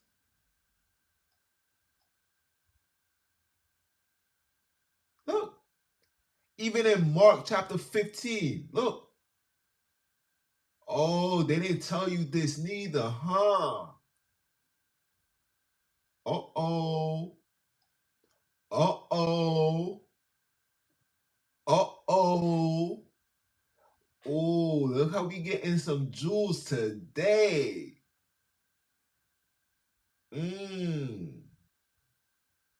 Look how we getting some jewels today. I wonder why they put the O there. I want let's just see. Let's just see. This is Matthew 15:34. Let's just see. We're gonna do some homework. Let's just see. Let's just see. Hold on, guys. What was it? 15:34. 15:34. Let's just see. Let's just see. Can we see? Is it Mark 15:34? Okay. Let's just see what this says.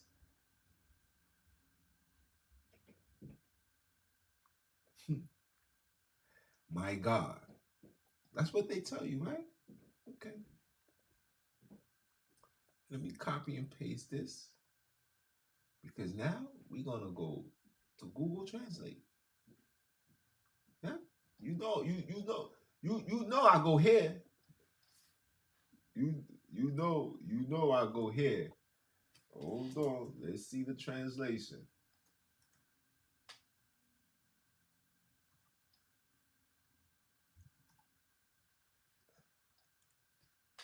Excuse me. You want this? I want this. Let's go to Google Translate. Let me copy this again. We want Google Translate. Let's just see what this means. Look what it tells me. Elolai. Let's see. Oh, so when you flip it from easy closer, you guys are you listening today? So when you flip it from easy closer to English, it tells you sorcery. Damn, these people are wicked. Damn, these people are wicked.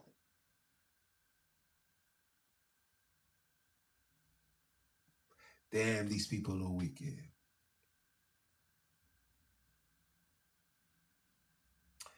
Wow. Yo, Praise the Father for everything. Praise the Father for everything. Look what they tell you what it means. Let me flip it around. Look, and then look, it keep going back and forth. So now let's flip it around. It goes into witchcraft. Hold on, let's see where this is going. Let's see where it goes. Let's see where it goes. Oh, now it stops.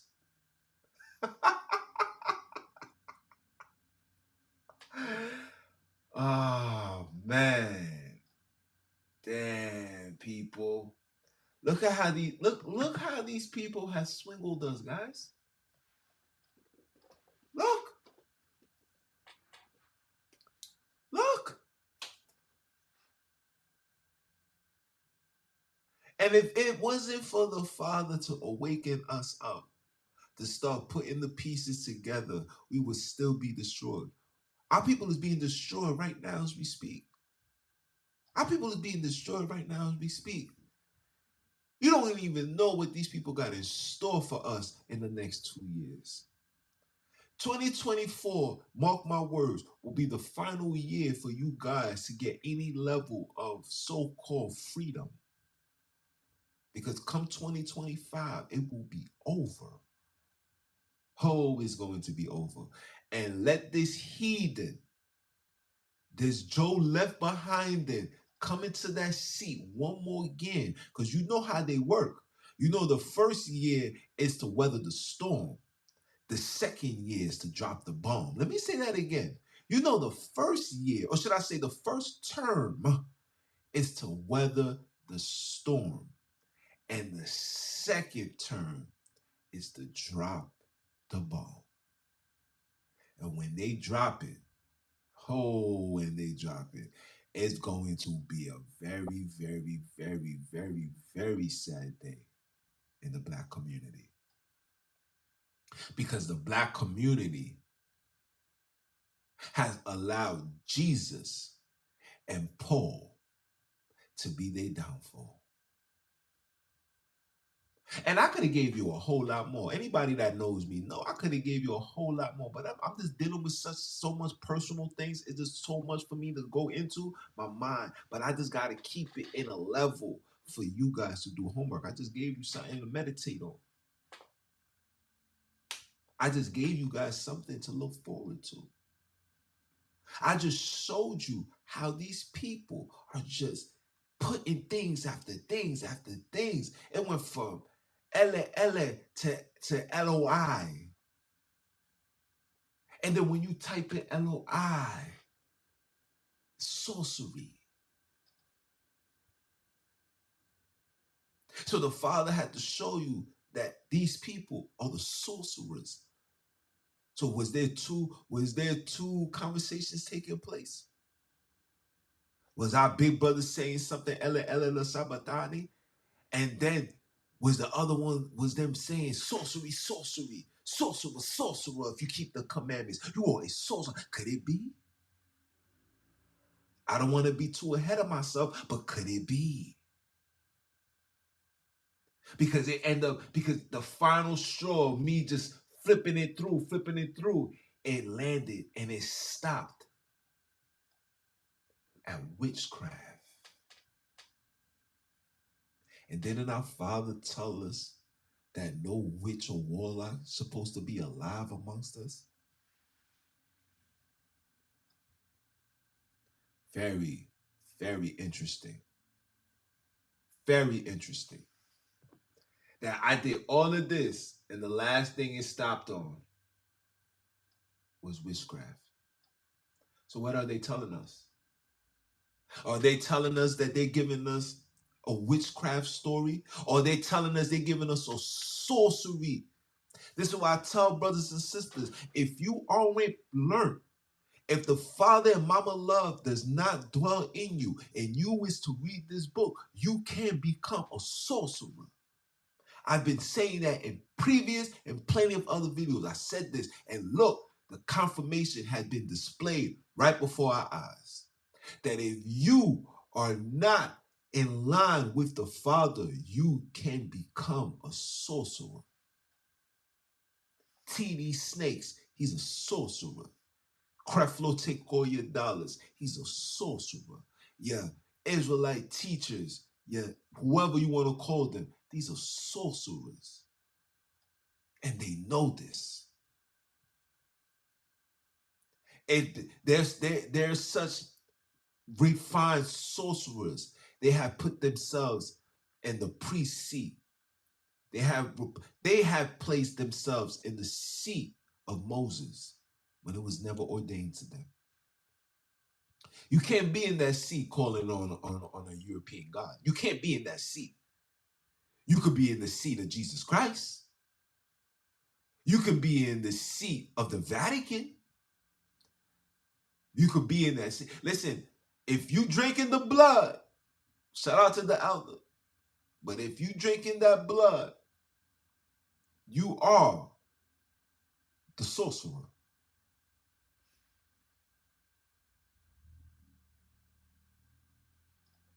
Yeah? If you are drinking that blood, you are the sorcerers. Because look up the history of sorcerers and see what sorcerers did. How did they do their magic? When you see people in Haiti doing the voodoo, what do they need in order to fulfill the magic? They need blood. They don't care where it's at. They need any type of blood. And they will fulfill that ritual and it will be completed with blood. But Jesus told you, eat, drink, for this is my body and my blood. And who is the mascot for that? Paul. Let me find that. Let me find that. I know it's in 2 Corinthians. I know. Is it 2 Corinthians? Is it 2 Corinthians?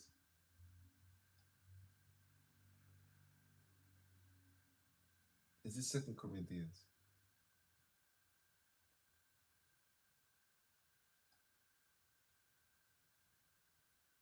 Is it?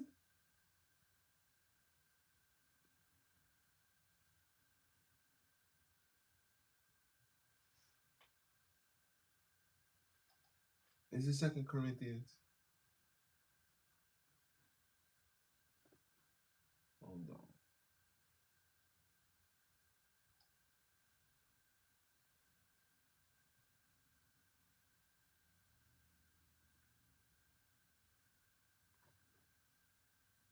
Hold on. Let me see what this word right here is. Let's see what this means. They got it in red. Hold on. Hold on.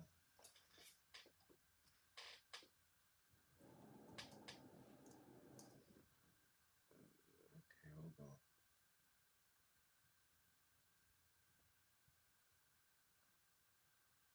Hold on, guys. Hold on. Hold on.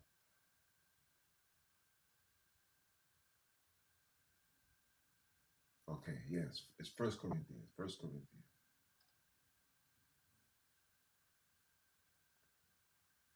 First Corinthians. Here come the sorcery. Here come the sorcery. We're going to go to the sorcery, guys. Let's go. Let's go to the sorcery. Hold on. Hold on.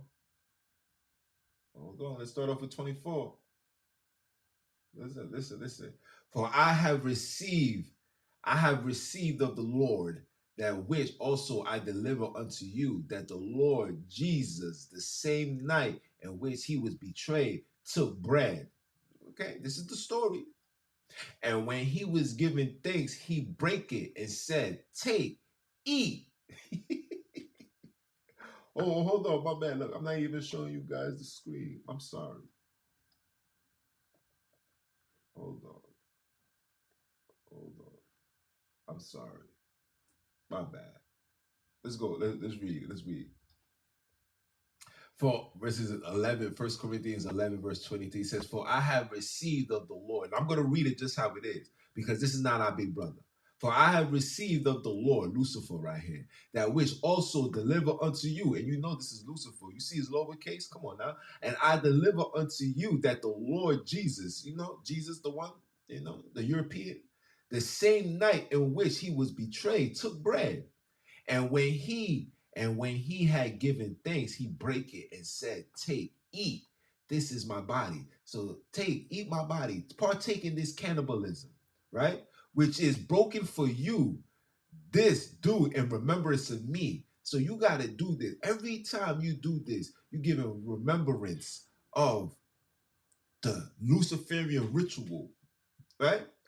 Verse 25. And after this manner also, he took the cup which he had supped, saying, "This is the cup of the New Testament of in my blood."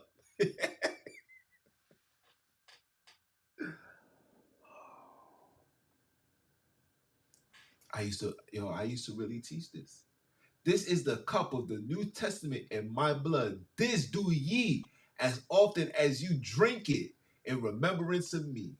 So every time you drink this blood, you follow the New Testament. The New Testament, let me break down this New Testament for you guys. The New Testament, you're not held by no law.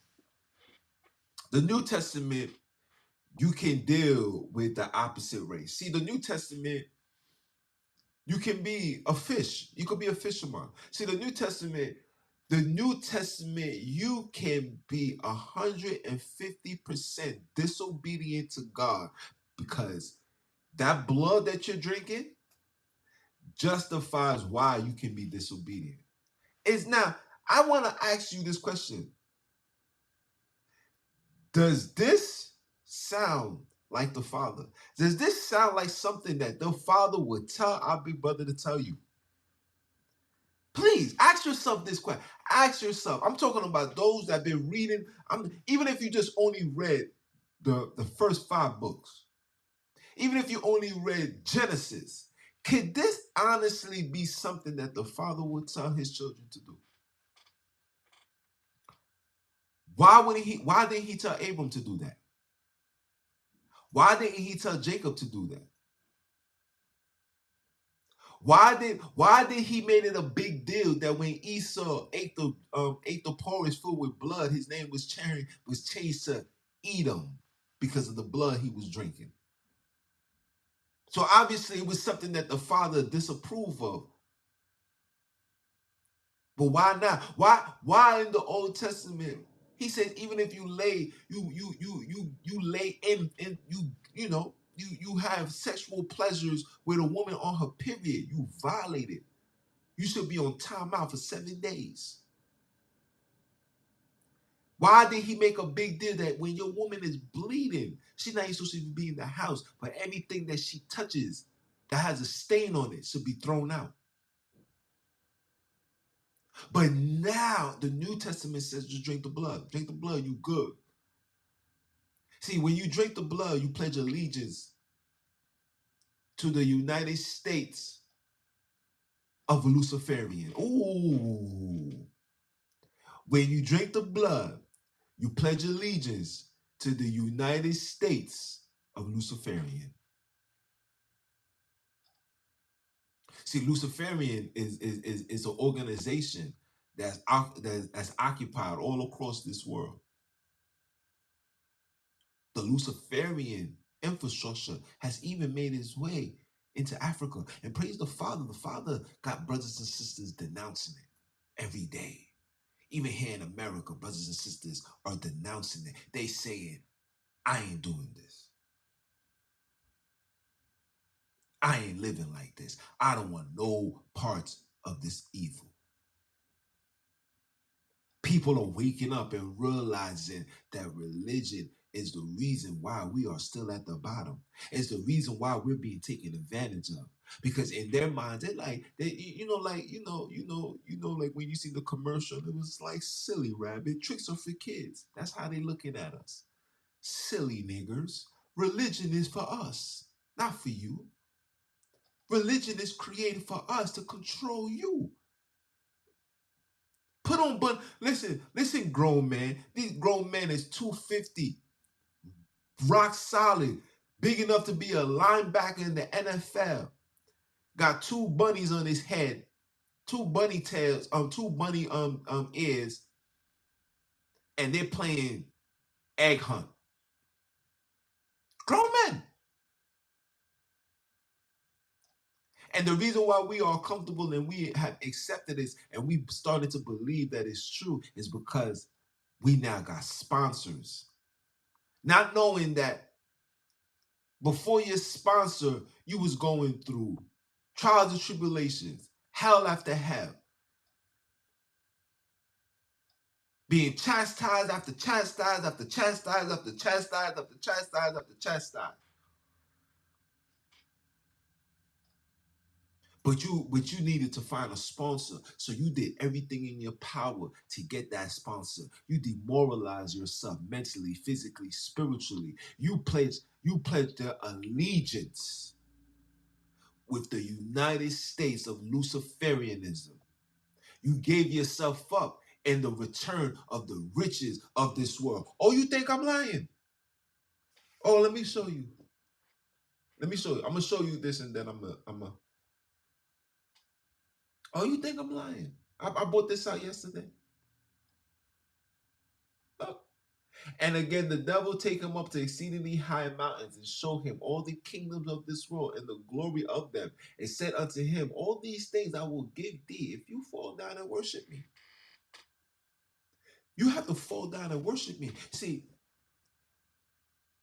you worship the devil. Let me talk to you. Let me talk to you.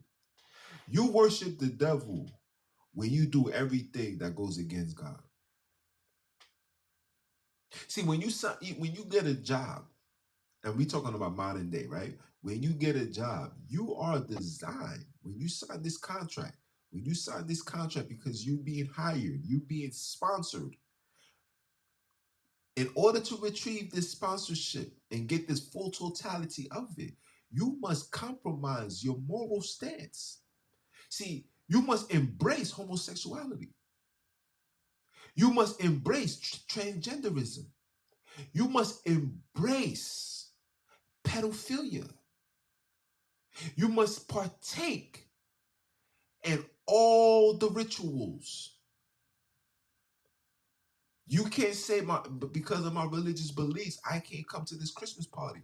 If you don't come, you put yourself as an outsider. You can lose your sponsorship. Not too many of us is willing to do that. See, when you sign that contract, the devil will never give you nothing on this earth unless it's going against the Father. You know why NFL players get all these millions of dollars? Because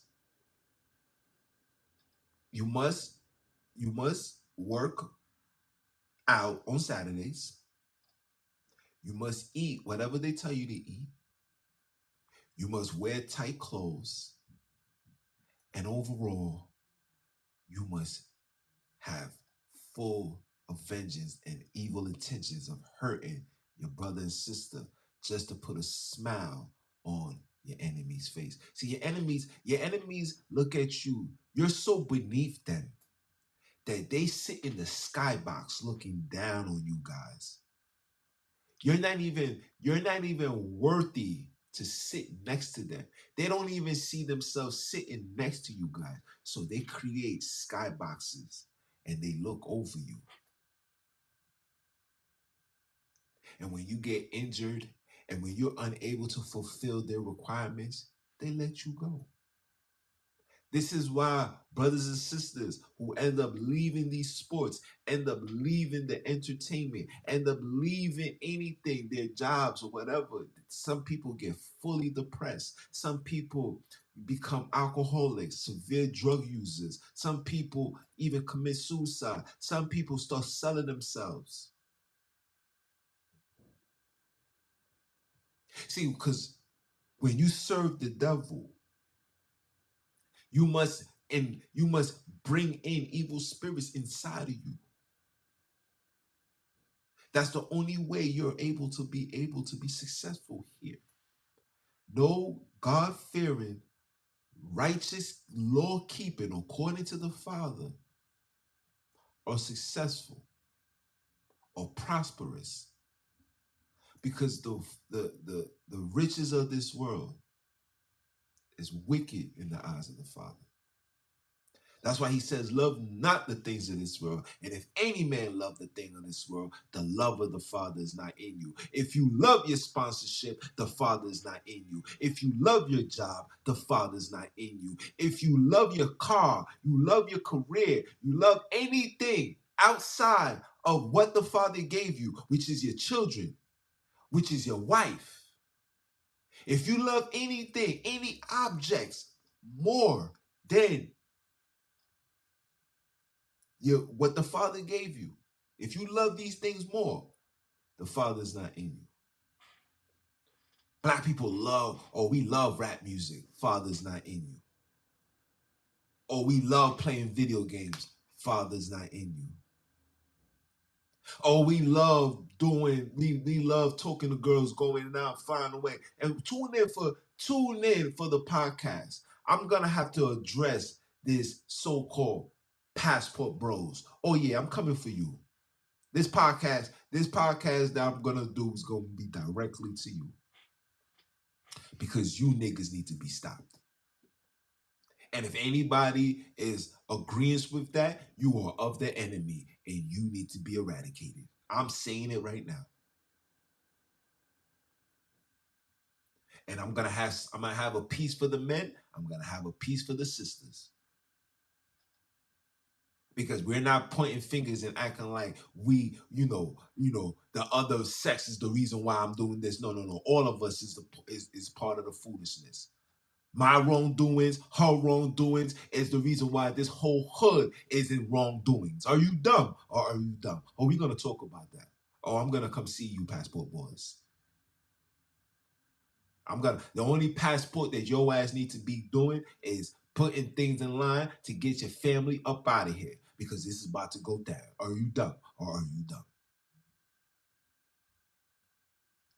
But if you loving anything of this world, that Father, Sonini, the creator, not the imitators, not the innovators, the creator is not in you. You don't love him. And when you don't love him, that's why it's hard for us to keep the commandments.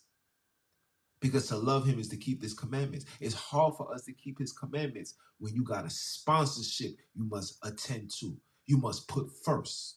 And I get it. Got to take care of your family. You are in captivity. But sometimes we need to start operating in confidence. Sometimes we need to do what is right. Sometimes we need to stand for righteousness.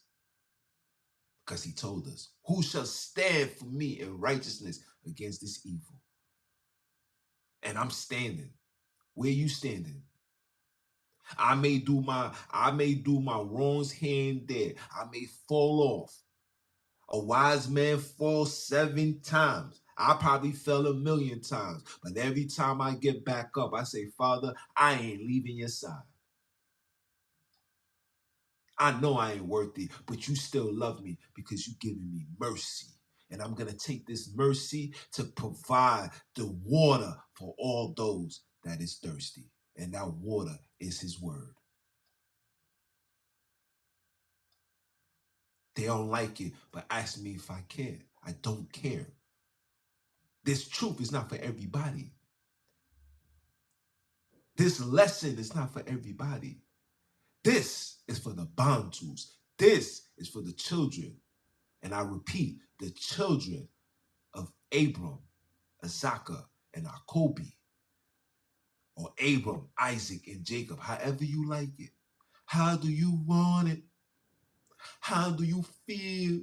Growing up in the ghetto, listen to these heathens will destroy your ass for real. It will. It has. It's still going. When is it going to stop? It will stop when you denounce, when you study, when you separate yourself from all evil and allow the Father to do what he do. And he will do what he do. He will guide you. He will guide all of us that want to be guided. If you want to be Joe behind it, continue paying attention to the politics and the foolishness. I'm keeping my eyes on the prize. That prize is understanding that there's a man in the sky who overrides everything. And if he's got me going through this, I got to be a humble servant. And I'm happy I just said that because this is something for me. I got you. So I digress. It was a pleasure. I know you guys got stuff to say. Ask your questions, anything. I'm here to answer. You understand? People's not going to like it. People get upset. Yes. Yes, yes, yes, yes. Right here. Paul is not a little off. He is super off. But like my big bro said, I can't bring forth the true information. Not yet. You know, I do what I do and I give people the direction, and hopefully brothers and sisters could do their homework and start seeing the contradictions and the plagiarism. And when you see that, then you're able to identify who these people are. Because the Father never gave any titles of scribes, Pharisees, and Sadducees. Never. And if he ain't never gave that, I don't think any one of us should be claiming that nor listening to anybody that's a part of that. That's just me. If he ain't give it, I don't want it. And if it's there, who put it there? That's my motto. If he ain't give it, I don't want it. And if it's there, who put it there? Who told you? You know what? I digress. Everything needs sun. If you can't, if the Father created everything and it needs sunlight to survive and to live, and if you can't have sun inside of you, are you really His creation? Think about that. I really want people to think about that. Yeah, like a lobster.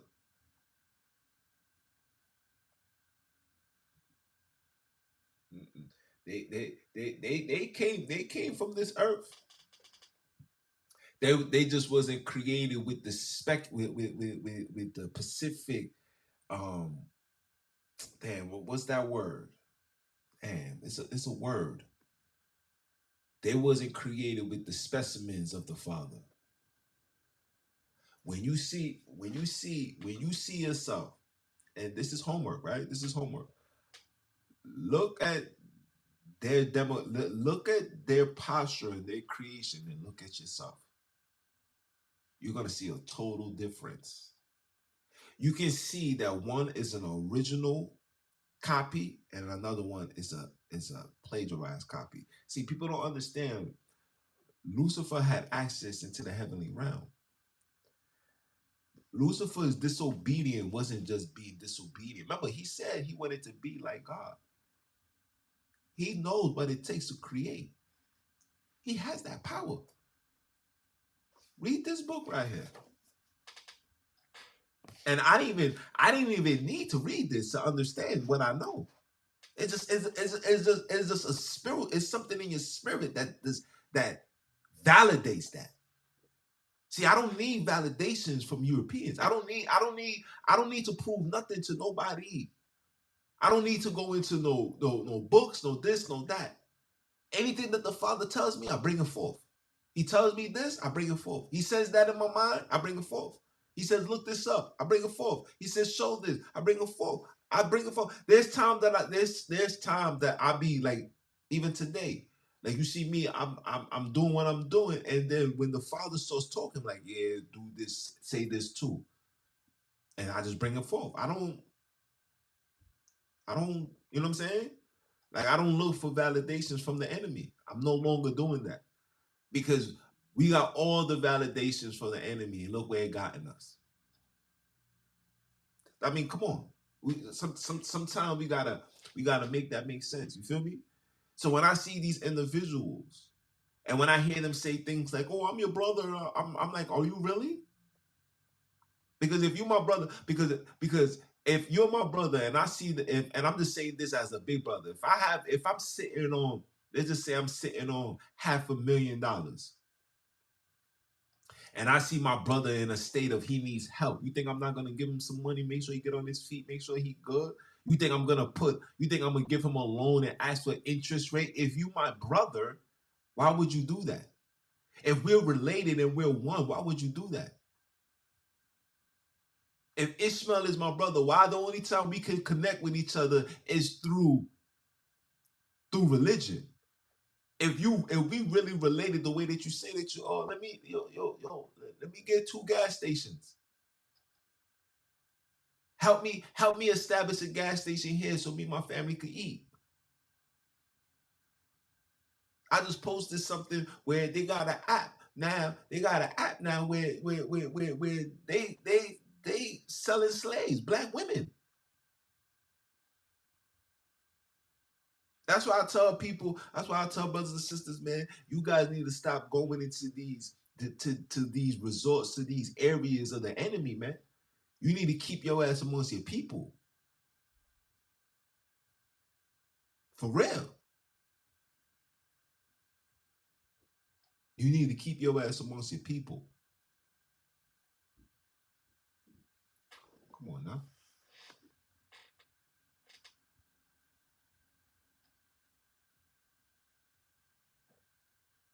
Yes, they add what they wanted.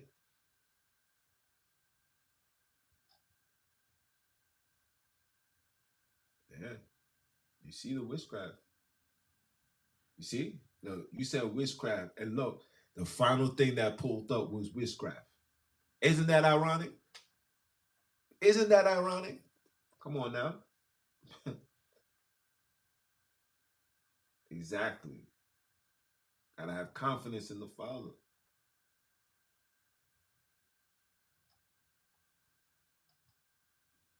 You see what I'm saying? That's a very good thing too. Why would Noah let his children be named Ham after an abomination? Interesting.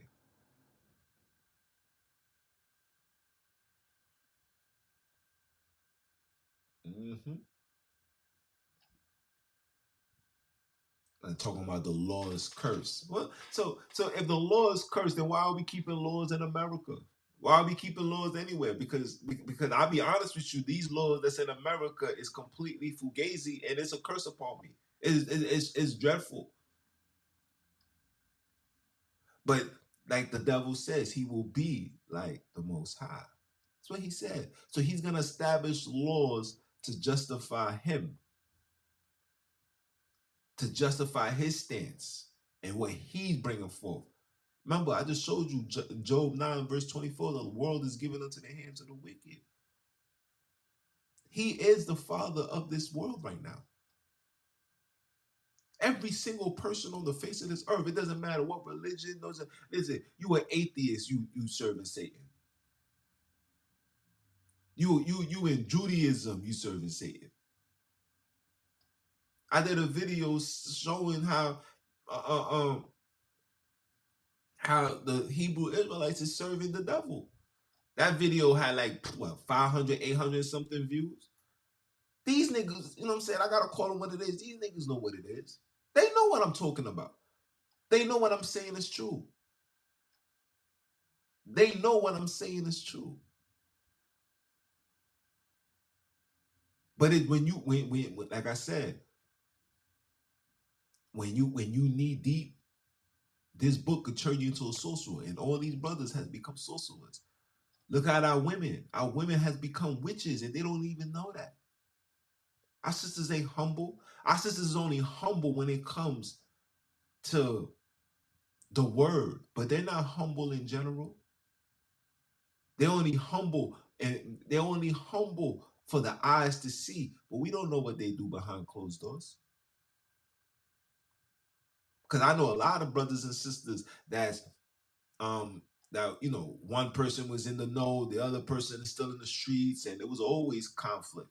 It was conflict with me. You know what I'm saying? Like I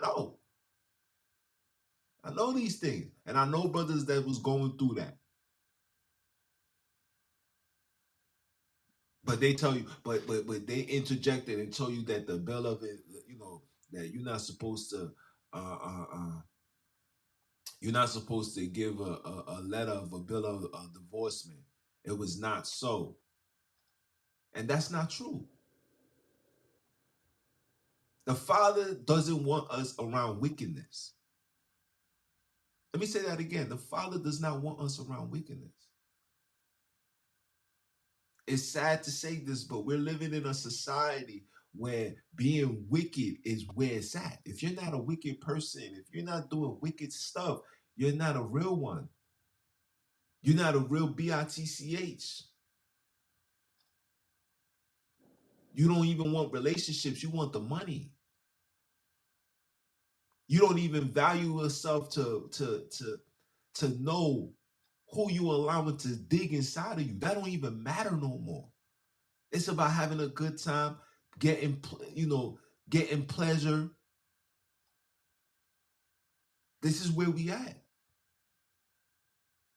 So you telling me as a man dealing with somebody that's on this type of time, you telling me that there's no bill of divorcements? I'm out of here.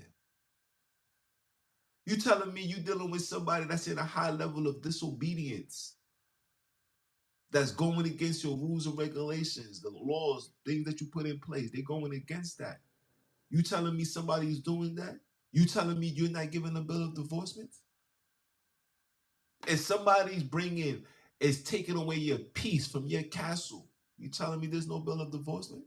You telling me I gotta be patient? Oh, my bad. But unless it's a spiritual fornication, then you're obligated to leave. So I gotta wait for it to be a spiritual fornication? No, we don't wait for that. We wait for you to be acting a fool. And a man and a wife should tell the person, I told you once, twice, three times. Are you crazy? Are you dumb? Are you dumb off that? Yes. Yes. And to be honest, and this is just me, I feel like a lot of relationships will be in a good space if men had multiple wives. And this is just me saying this. Why? Because it will be a balance. I feel like our women is so, and maybe that's something I need to talk on the podcast. I feel like women is so disrupted and corrupted by this world that they would need to see another woman, and the other woman needs to see another woman to bring the balance back to each other. Because our sisters are in a state of competing. Women are competing with each other. Women are not competing with each other. Women don't get dressed to just look good to please a man. Women get dressed to make sure that she gets a large amount of likes. Women are doing things for attention now. Women are not doing things of a woman's character. Character of a woman is being a mother, taking care of her children. You know what I'm saying? Putting her king first, making sure that he's well taken care of. I don't care if this man is a bum. Take care of him. As long as that man not disrespecting you, belittling you, putting his hands on you, that is your king. And you see him for who he is, but there was once upon a time you fell in love for what he was doing. You fell in love for who he was. You don't like what he became, but you fell in love for who he was. Then continue keeping that in your mind. Continue keeping that. Who he was is what I love, and that's why I'm still here. What he became, I mean, he's going through the trials and tribulations and the configuration of this world. We got to restore that order. Men got a lot of work to do. We got a lot of work to do as men, but the women got a lot of work to do as well, because These are the requirements of a relationship. Let me say this, and I know I'm off topic, but I gotta talk it. These are the requirements of a relationship, right? Woman desire love. Women like attention. Women like, gifts. Nothing crazy. Women just like to be acknowledged. Woman likes to be appreciative. You know, like if a woman cooks dinner, she busts her ass, she's sweating, she's doing all of this, she's tired. Some of the women coming home from work, they do all of that. And you know the man that just eat, and they got men that just eat and feel like, yeah, you supposed to do that. And eat, go about their business, say, all right, baby girl, I'm out of here. I mean, a woman's gonna do a job, but you think a woman would look forward to cooking the next day when she see her man, when she's feeding him and he's like, damn, baby girl, oh my jeez, I love you. All of this for me? Of course, honey. Oh, I love you, girl. What would I do without you? Little things like that makes a woman feel great. And if you want to take it up, but now you want to take it a step further, as tired as you may be as a man, you take her in a room, take a shower, take her in a room, and you do what you do. Show her that, yo, I love you. Use all I want, use all I need, use all I desire. You give that woman that, listen, I'm telling you. But for a man desires respect. No man on the face of this earth is ever going to tolerate disrespect. I don't give a damn what the circumstances are.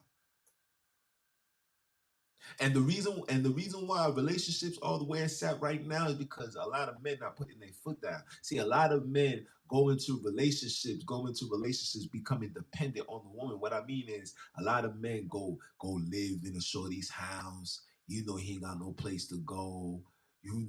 He's not doing what he's supposed to as a man. And women see that. And the women feel entitled to talk crazy to you.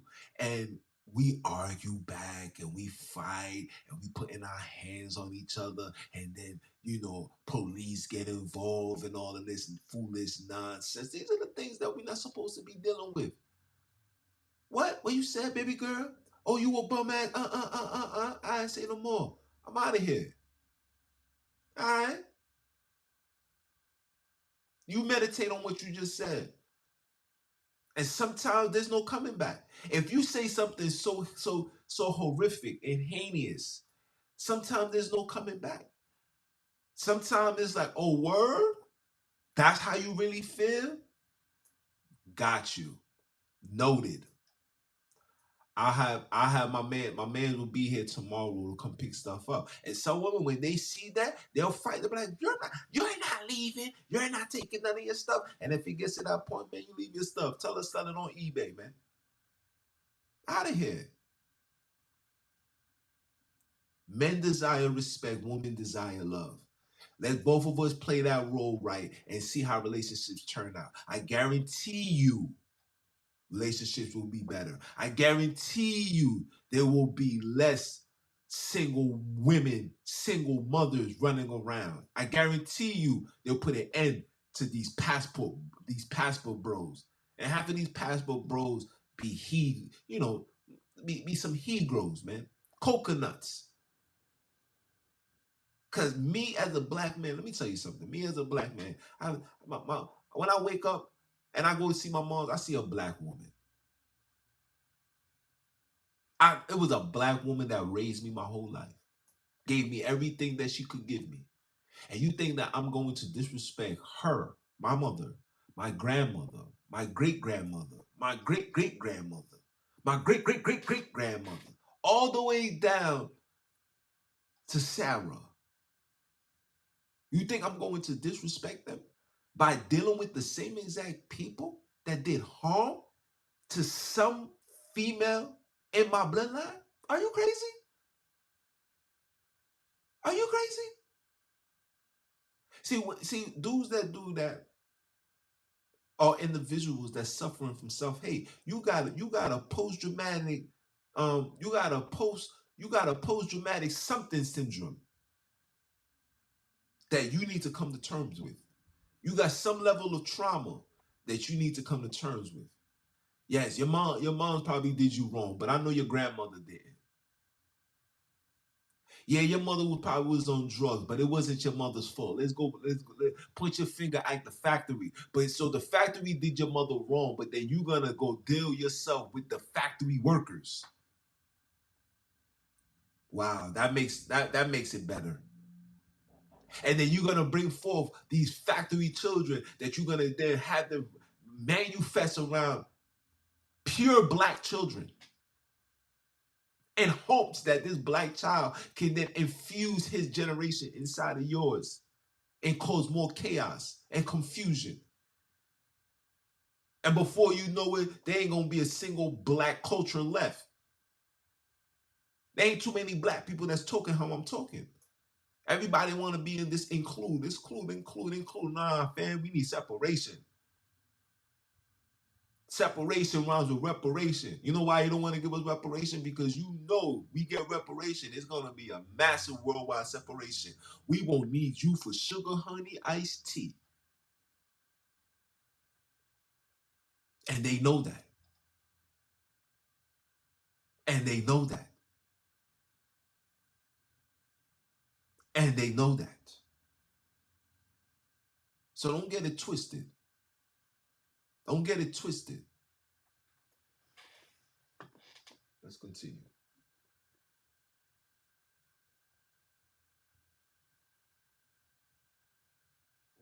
Yeah, blood and burger. Now that you know who the enemy is, you feel the same way. Yeah, disgusting. Yeah,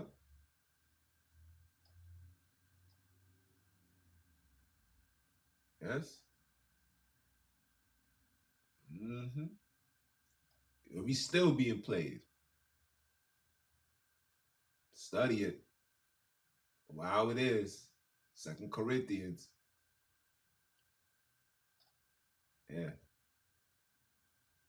he would never say that.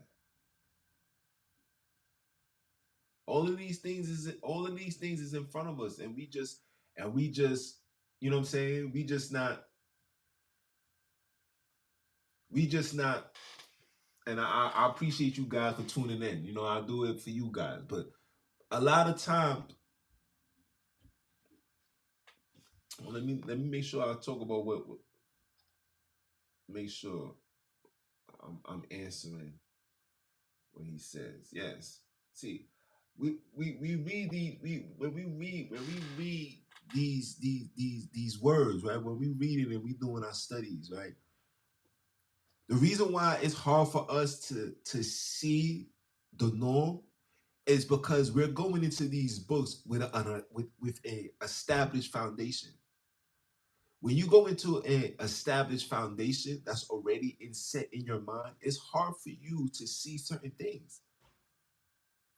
See, that's why our big brother said you have to be like unto babes in order to receive the word and to get into the kingdom. Your mind has to really be like a child. You really got to go back to the essence of acting like you never heard this before. And the only thing that you have, the only foundation that you have is that the Father exists, that He sits. So that's the only thing that you supposed to be having while you go into this journey of finding out the truth. See, once you do that, that's when the Father sees that you become meek. So now when you become meek, the Father then is like, oh, okay, all right, I see. Okay, now let me give you this. Now let me give you that. Now let me show you this. Now let me show you that. But then when you receive it, it's not for you to just hold on to it and just say, this is just for me. Nah, you got to bring it forth, but you can't force it. See, you see, with the teachings of the Father, you can't force nothing. It's not our job to force nothing. I had to learn that as I evolved with understanding. Can't force this because I know the fire burning. It's like, yo, you can't see this. What the heck is wrong with you? But when you get into that space, you then forget. You can forget that once upon a time you was in that same shoe. Once upon a time, I was with a whole bunch of my mans in them. We bagging up work, you understand? Blowing it down, doing whatever. Once upon a time. So now when I see, now that I'm in this enlightened and I'm in this awakened, right? And I see my brothers that's still doing the same thing. I'm not gonna be like, yo, man, you guys shouldn't be doing this. You're gonna go to hell. This is what these so-called Hebrew Israelites has been feeding our people. This is why people don't listen. People gonna take a flyer, people give it air, like, yeah, okay, I'll look into it. But you condemn them so much, it's a fear to really go into that. And not just a fear to go into what you're saying, but also a fear to go into the book, because it's like, damn, all this is in the book, you condemning me? Can't do that. If you're trying to gather souls, you know what I'm saying? When our big brother was walking on the sea, how did he gather the souls? He was healing people. He was teaching. He wasn't here to condemn. That was not his purpose.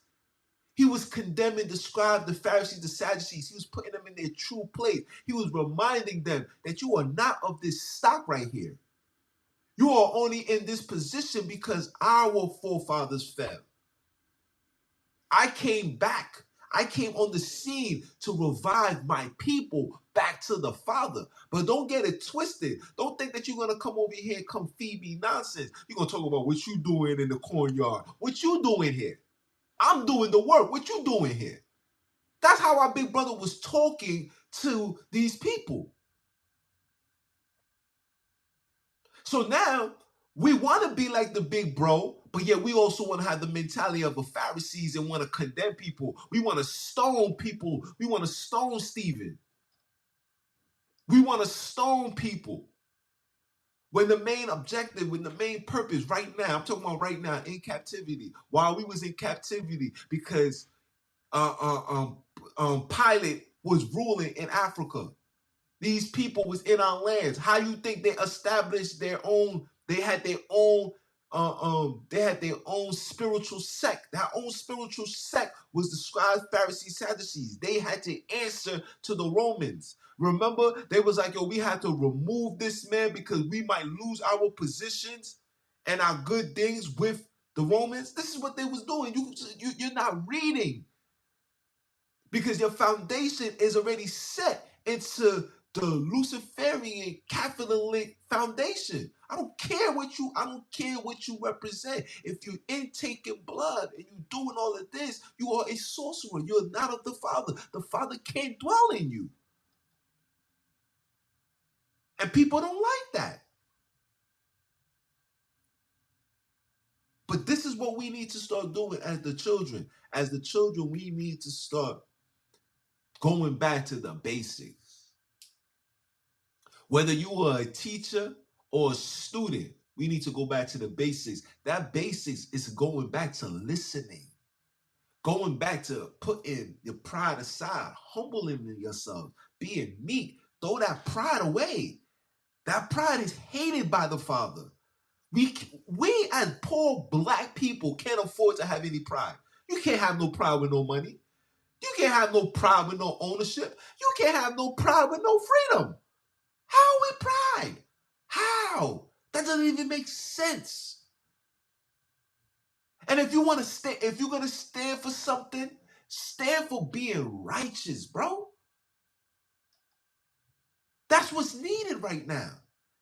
When all hell breaks loose, you must stand on righteousness. When the money collapses and your children is hungry, are you going to stand on righteousness, or are you going to let the world configure your mind and you're going to go out there and bring harm? You're going to rob people. You're going to hurt people. That's what they begging for you to do. That's what they was doing when Jerusalem fell. They was watching us kill each other, eat each other. Parents killing their daughters, eating them. Come on. There's nothing new under the sun. Come on. What am I saying that's so far-fetched? And I'm telling you, you can't take the word of the Father to condemn my people, not right now. You can't, like the word said, judge ye, so you won't be judged. Don't sit here and try to condemn people knowing that you got your own condemnations you need to come to terms with. I got my own problems to come to terms with. When I come on here and I get on my so-called, they call it in the YouTube world, I'm going on a rant. It's not a rant. This is not a rant. But if you want to call it a rant, then so be it. When I come on these things and I'm saying what I'm saying and I'm talking my talk, this is in a state of being in the midst of the fire, seeing our people burn, and yet nobody want to learn. Seeing people with all this wisdom, but yet still divided. Seeing people with all this understanding and still operating in a high level of pride. When we as poor black non-free people you can't operate in pride. The Europeans could do that. They're free to. The Chinese people could do that. They're free to. The Arabs could do that. They're free to. You aren't free. Your decisions won't change the world. What you do won't change the world. But what you do can be accepted upon the Father, and you sit back and you wait. And I'm not saying sit back like these churches tell you to sit back and just have faith. No, you sit back and you do what you're supposed to do. Continue living your life. Continue being a just man. Continue being a righteous man, and let the Father do his part. You do your part, he do his part. Because the Father said nothing that he says come back void. And from the look of things, ain't nothing coming back void. He said he would have been awakened us up. We have been awoken. You know his name now. You know his name is not Jesus. You know his name is not Lord. You know his name is not God. You know his name is not Allah. You know his name is not Yah. You know his name not Ahaya. You know his name is none of these things. You know his name. That's the first prophecy that's being fulfilled right before you in your lifetime. You know his name. You know what language he speaks. You see what he's speaking. So now you're able to identify who the people are, because not everybody on the face of this earth can speak that language. I don't see a European speaking that. I don't see a Chinese people speaking that. So then if he's not speaking those things that we call upon and he's speaking something, then maybe we need to start seeking that area.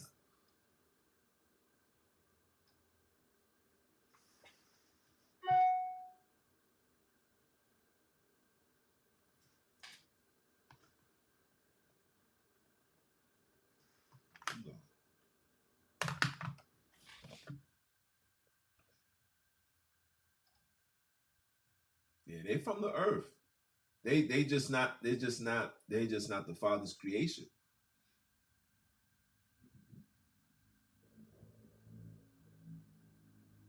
They said, you take the bum, he following. First of all, he wouldn't even be a bum if he's following. I promise you that. The Father says he makes sure that the lilies get the food to eat, the trees and everything is fed. All animals. You ain't never show me one bird that you ever see deformed. Show me one monkey you ever see, lack of nourishment. Show me one elephant you see where you can see their ribs. All of his creations are well taken care of. It's just us, because we had given ourselves up to the enemy. We had allowed the enemy to be our overseers. We lost our dominion. We lost our dominion. Let me say this.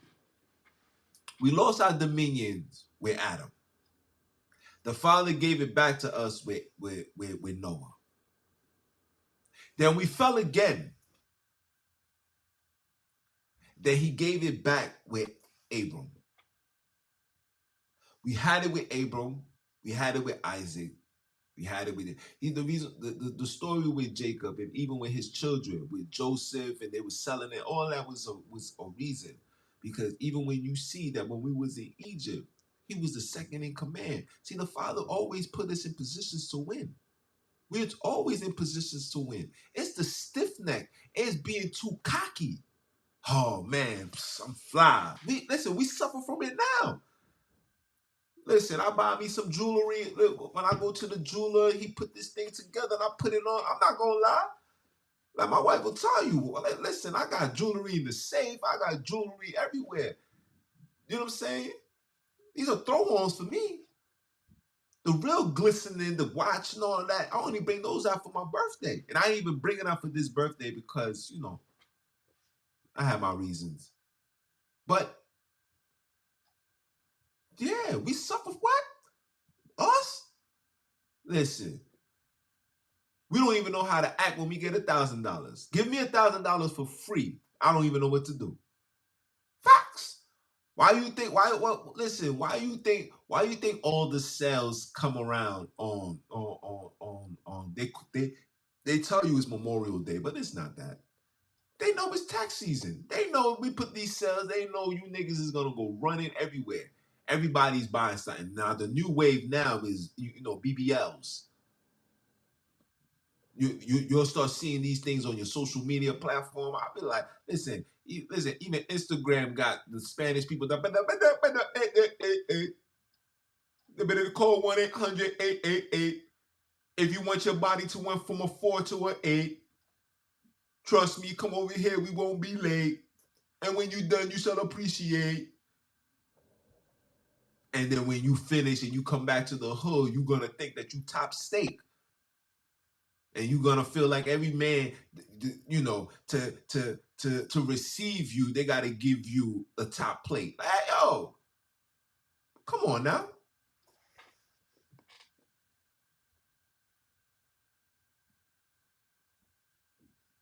Oh yeah, listen, I could just imagine what goes on in Cali. Yeah,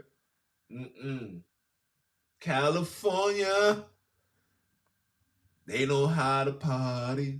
Yeah, but California, they kind of sorry. They be following these heathens in real life.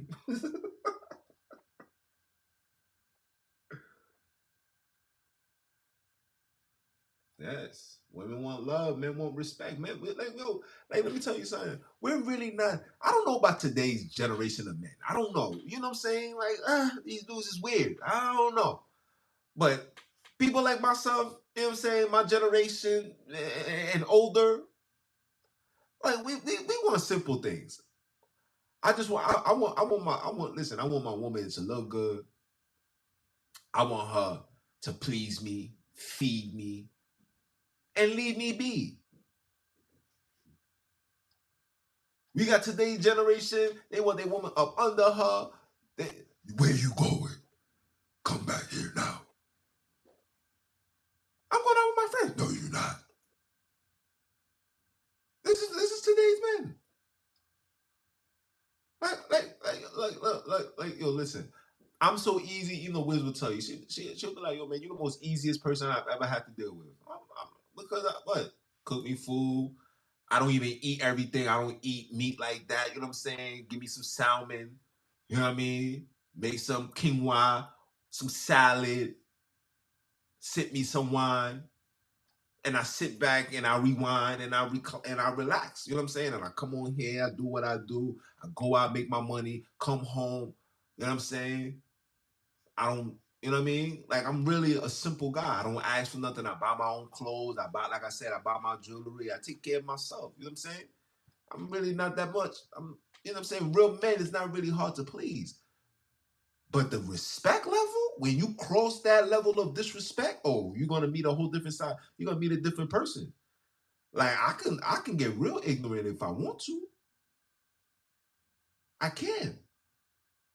But I change the frequency. I don't want to get ignorant for my people. I want to get ignorant to the enemy. I have to let the enemy know that we're no longer afraid of you. We're not afraid of you. We're not afraid of your politics. We're not afraid of your army, your police. We're not afraid of none of that. All you can do is kill me. That's all you can do. But the Father is waking up people just like me every single day. If you can take me down.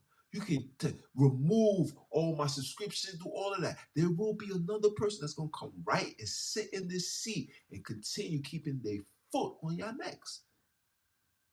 This is where we at. And they know that.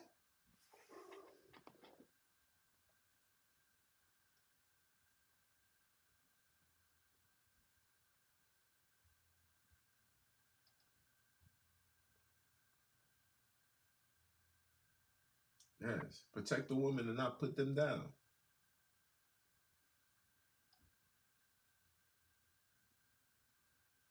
Ignorant is not the word.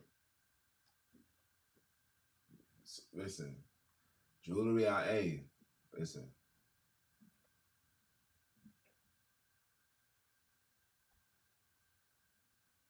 listen, listen.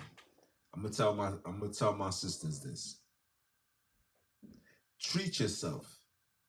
Never cheat yourself. Let me say that again. For my sisters, treat yourself. Never cheat yourself.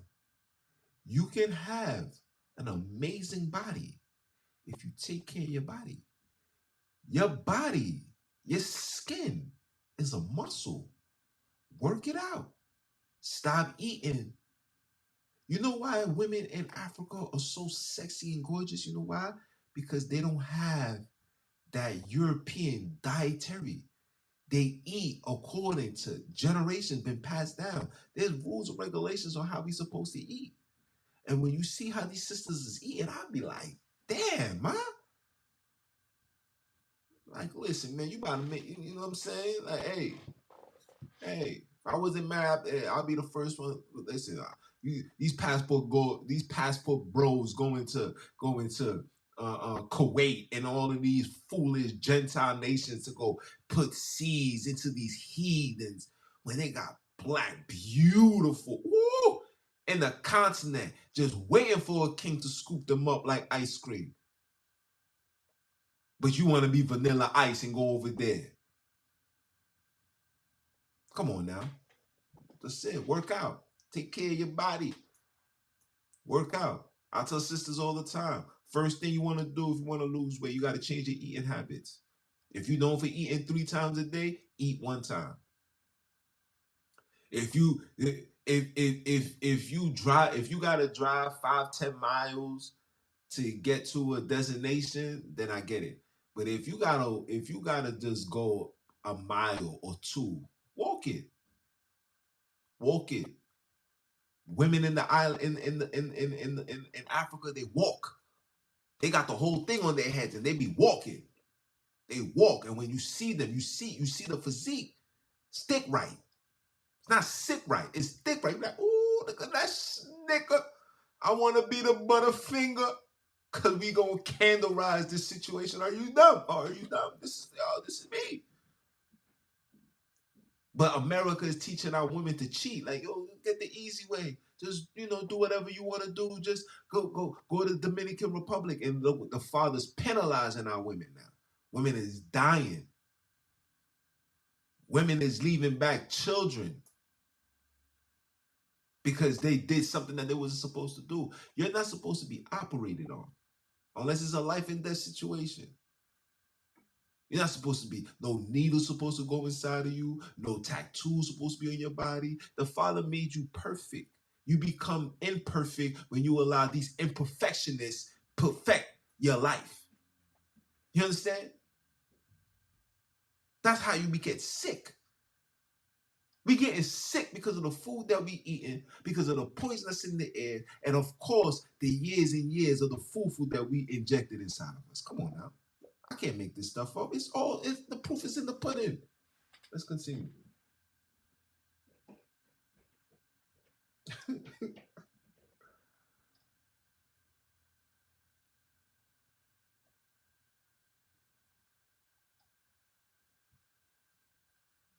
Facts.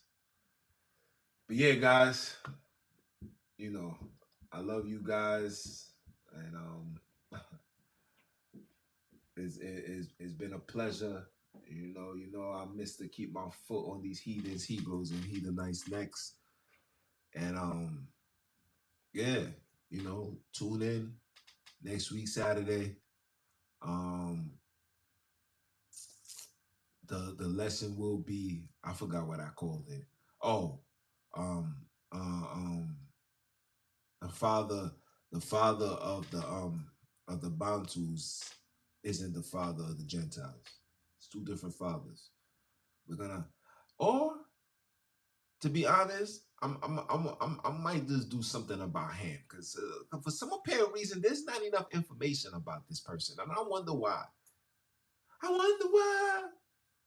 He's the greatest. He did. I wonder why. I wonder why is this man? They Throw him out there. The curse Cain, Cain, and but then we don't get no information. So I'm gonna look into the book of Joshua. I'm gonna read into that. I'm gonna read into the book of Jubilees. Yeah, I'm gonna look into it, but we'll find it. But anyway, people, ladies, I love you.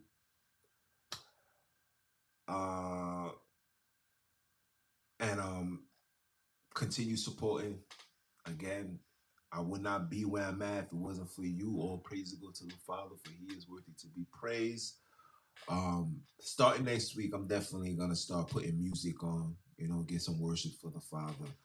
But other than that, man, just another day in the neighborhood doing what we gotta do. And it's your brother, man, from the motherland. Came to you guys live. And for those that don't know who I am Mr. What? Keep my foot on you heathens, you he-gros, and the newly installed heathenites next. Are you dumb or are you dumb? Father, say one time for the one time. And I'ma holler at y'all. One.